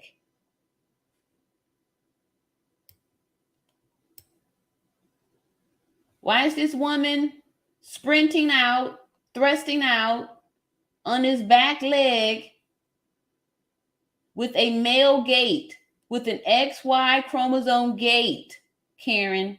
Why? This is a male. A woman, a female, an XX cannot make these moves. If this was a woman, you would see the weight on this front leg here, not coming from the back leg.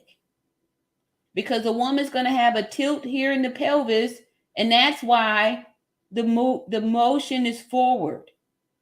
That's why it looks like we're switching when we walk.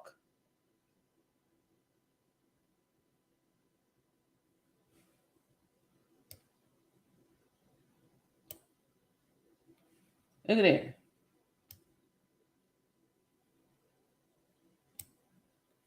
Penis.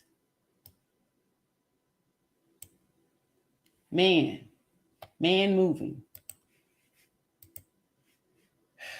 Karen says, "Look, Jessica, I'm not through things out. I'm just saying for a fact. Open your eyes and ears. I've been watching the video all over again, and I don't trust Gerald Jackson, Zwinga, Dr. Cabo 6, all lies." I agree with you. Now I know people have been talking about Gerald Jackson. I didn't know anything with Gerald Jackson. I did do a reaction to one of his videos way back in December or something like that, when people were trying to accuse him of being Dejanay or the person in the video and stuff. So I don't know. I don't have any negative, on Gerald Jackson. So now Zwinga spit out bones in his lies there. The doctor, which I don't believe there was ever a doctor there, and Cabo 6, all lies. I agree with you, Karen. Yes. Karen Halford said, "They are just telling a story for the views and money." Yeah, probably so. It's a good possibility. Justice for Shanquilla. Yes, that's what we're here for. LaJessica said, "You asked why the sister is saying he, she, or whatever it is. I was saying her sister was saying that because of the rumors at the time. But her sister made a point to say how big it is, how big it was, 6 feet. And at that time, this was back in November, before everybody really saw the video. And there weren't rumors. I guess the rumors did start coming out right away. Because Mexico even had, I got a short. Let's show that. This here, let me see that way back there. All right. This here, back in November when we first got started.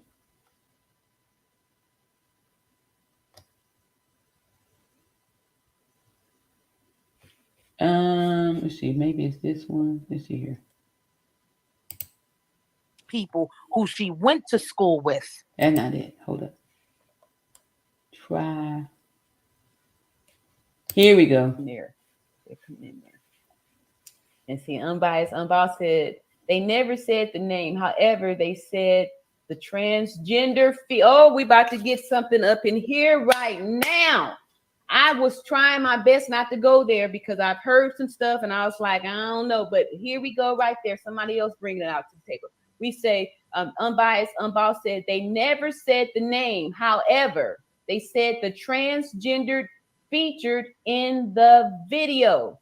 They were referring to Deja Ned. And that was in November 25th or something like that. So, you know, her gender thing coming up in question ain't been nothing. So her sister saying that to me is indicating that they, you know, there was some suspicion about this thing that was attacking her sister.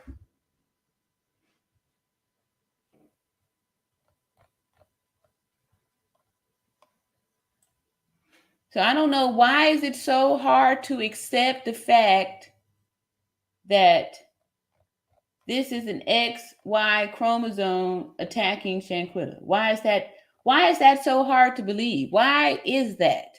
Why y'all have such a difficult time, you know, accepting that? It's right here in front of your face. It's right here in front of your face. I don't get it. Why? Why is it so difficult to say that is a man? There's a whole big penis right up in your face.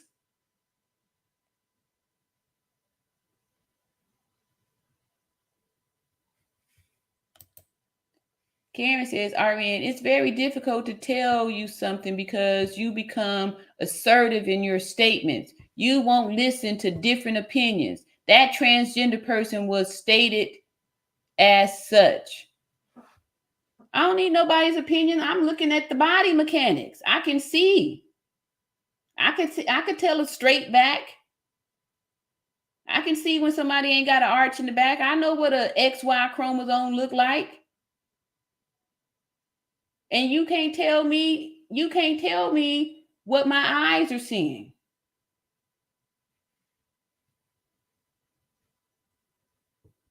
Yeah, I'm assertive when it comes to the truth. When it comes to the truth, that's right.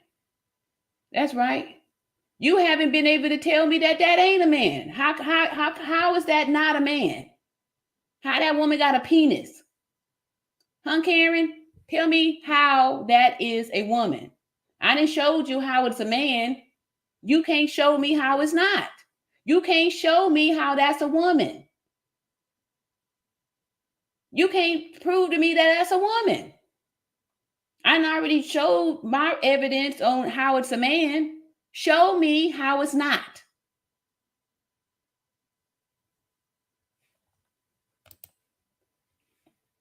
Karen Halford says FBI in North Carolina knew that is why they didn't close the case, but still ongoing investigation. They refused to release documents to Shanquilla's family attorney and the family. After Dina J. King said there's not enough evidence to file charge against Cabo 6 or full of baloney. Karen Halford says, if Dina wasn't related to one of Cabo 6, and they would have filed charges at Cabo 6 a long time ago. And also Cabo 6 would have been in jail a long time ago. That makes sense. Uh-oh, Karen says somebody is trolling. PM Channel says at Karen Halford, there is strong speculation that Dina King is related to Elise Hyatt's mother, Annette King Hyatt, but nothing has been confirmed or proven. Oh, that's me. All right. Oh, I did it twice. Oh, no, that's my email. One is email. Okay. LaJessica says that Karen, I know where she is getting her info from, though. I'm getting my info from math and science and biology, basic biology. Y'all see these bones up here? Y'all see this up here? Your skeleton is the first thing that gets made on your body. This here is decided at conception. If you an XY chromosome, you're going to get this, period. You're going to get the S shape in your spine, and you're going to get a tilt in your pelvis. You're going to have this big bowl right here, this big bucket to hold the baby. If you're XX, that's what you get. XY, here's your foundation. Here's your makeup. You see, look here. Look at these wings up here. That's why they get these high hips that come up like that on the XX. Look at these prickly, oh, y'all can't see. Look at these prickly things here on this male skeleton.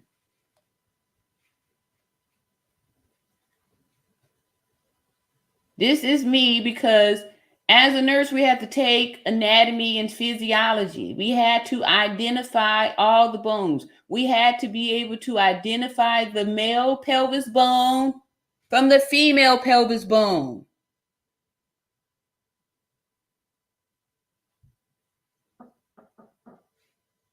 I know what a male looks like, even if it has makeup on, even if it has fake boobs on, because it's going to be on the chest. The pectoral muscles are different from the pectoral muscles on a woman. We have breasts, men have chest.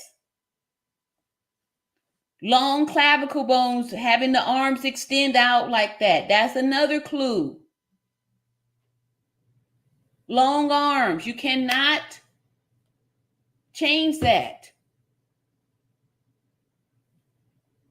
The proportions on a male is going to be different from the proportions on a woman, even a tall woman. A tall woman is still not going to have the same arm span as a tall man, even if they're both the same height. A woman 6'2" and a man 6'2", you can look at them and tell the difference that one is a tall man and one is a tall woman.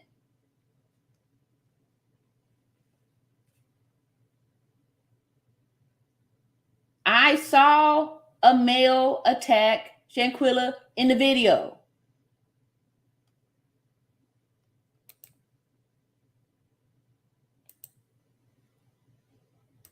Why is this not working?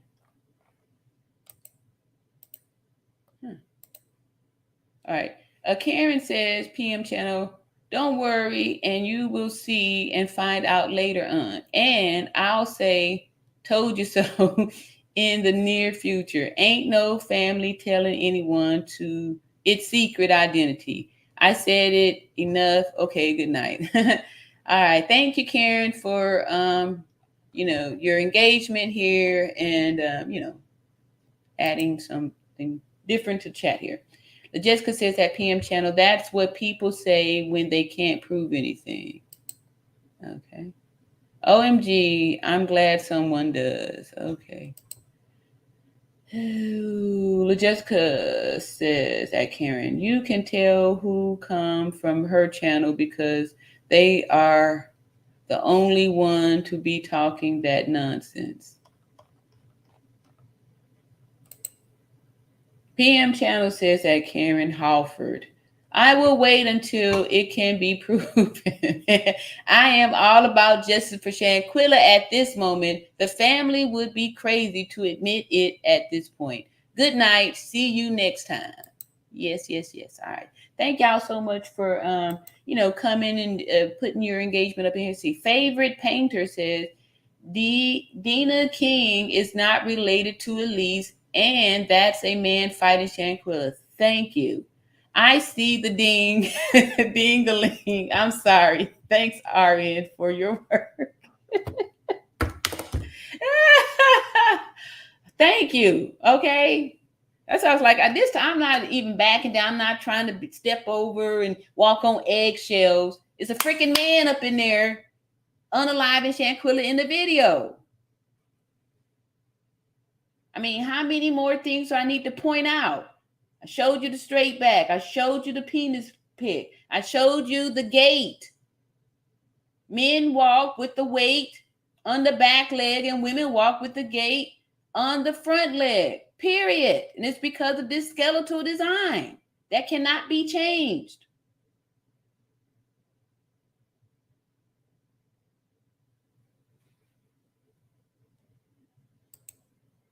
Karen said, that man had a baby.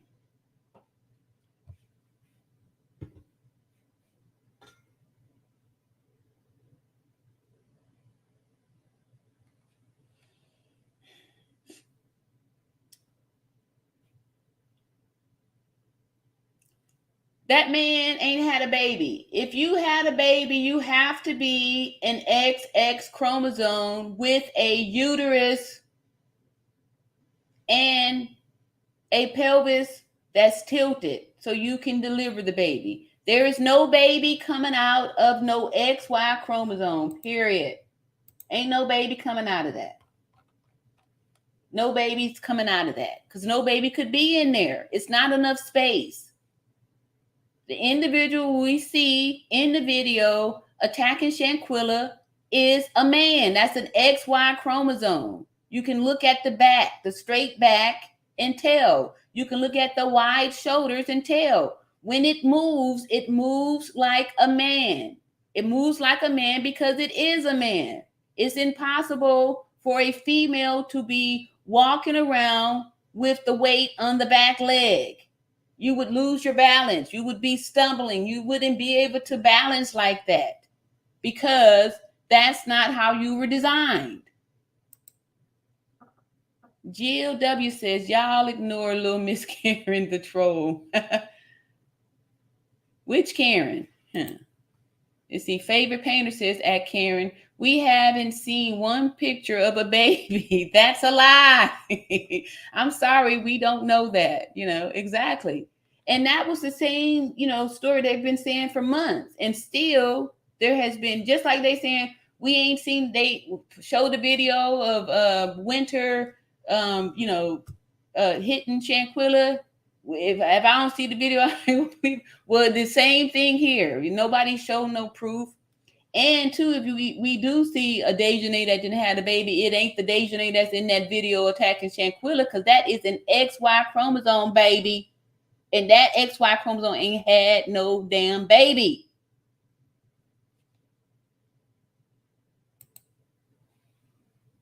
At favorite painter, another troll I see. Okay, here we go. Favorite painter said, you a troll, Karen. You don't a woman, you see a man. Explain where you see the woman at.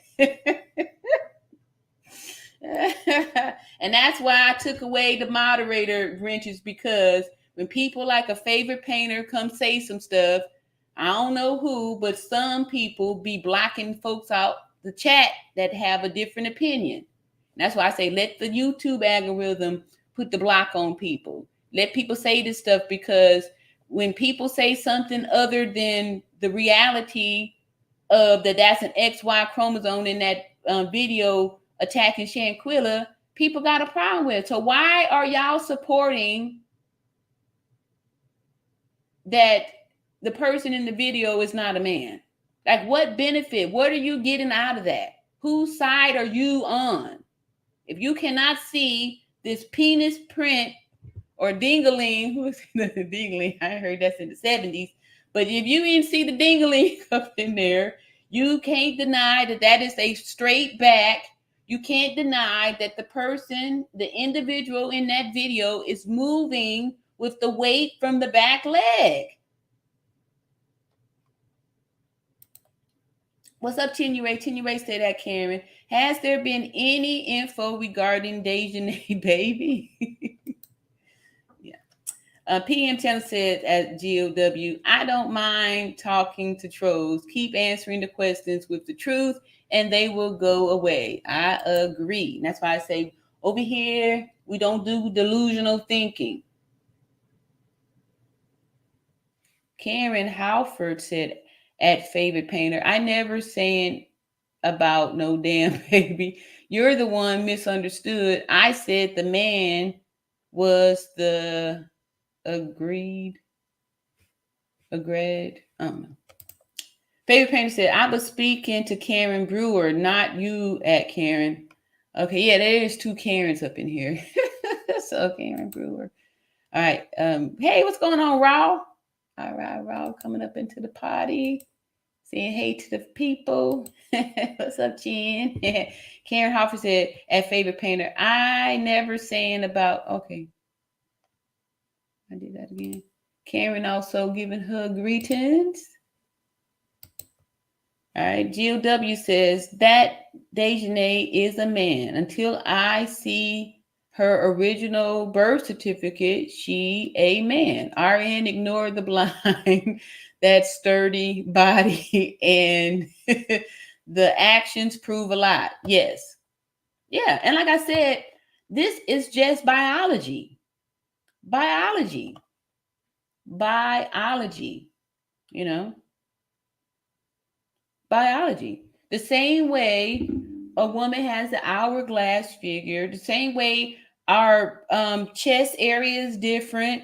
These are just differences that's part of the biology.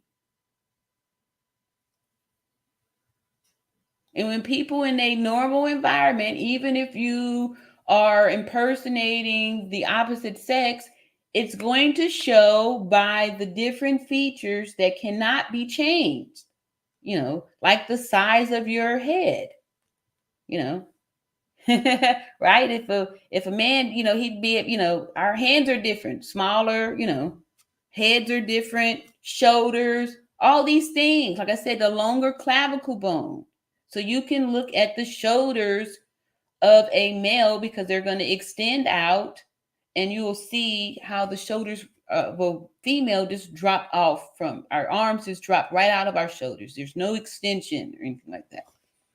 Favorite Painter says at Karen Hoffer, I was speaking to Karen Brewer, not you. All right. Hey, what's up, Jimmy? Jimmy says good night to everybody. Chinny Ray is having a little chuckle. Karen Halford says Dejanay is the godmother of Malik's daughter. All right, so what does that got to do with the Dejanay that's in this video with this straight back and this ping, right? And the ambulation, you know.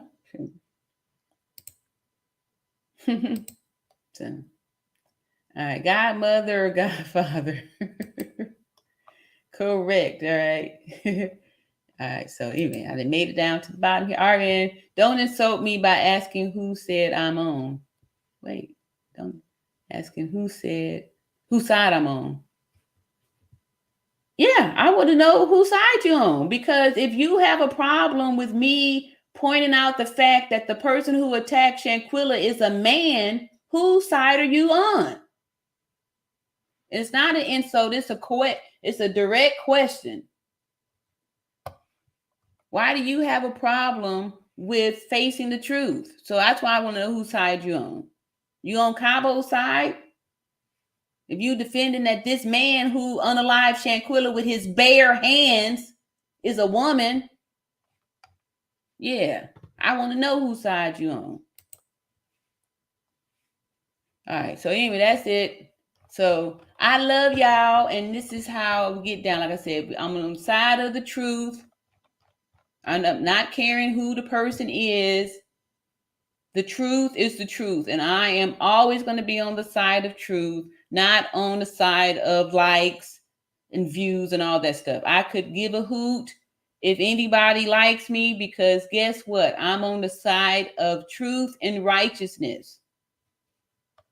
And I'm not going to not say something because I'm fearful. You know, because all of whatever the damage thing that they've tried to do to halt the growth of this channel, do all that stuff. All y'all did was waste time to slow down for, you know, a moment, because just like I've said before in prior videos, you cannot dam the ocean. The truth will come out.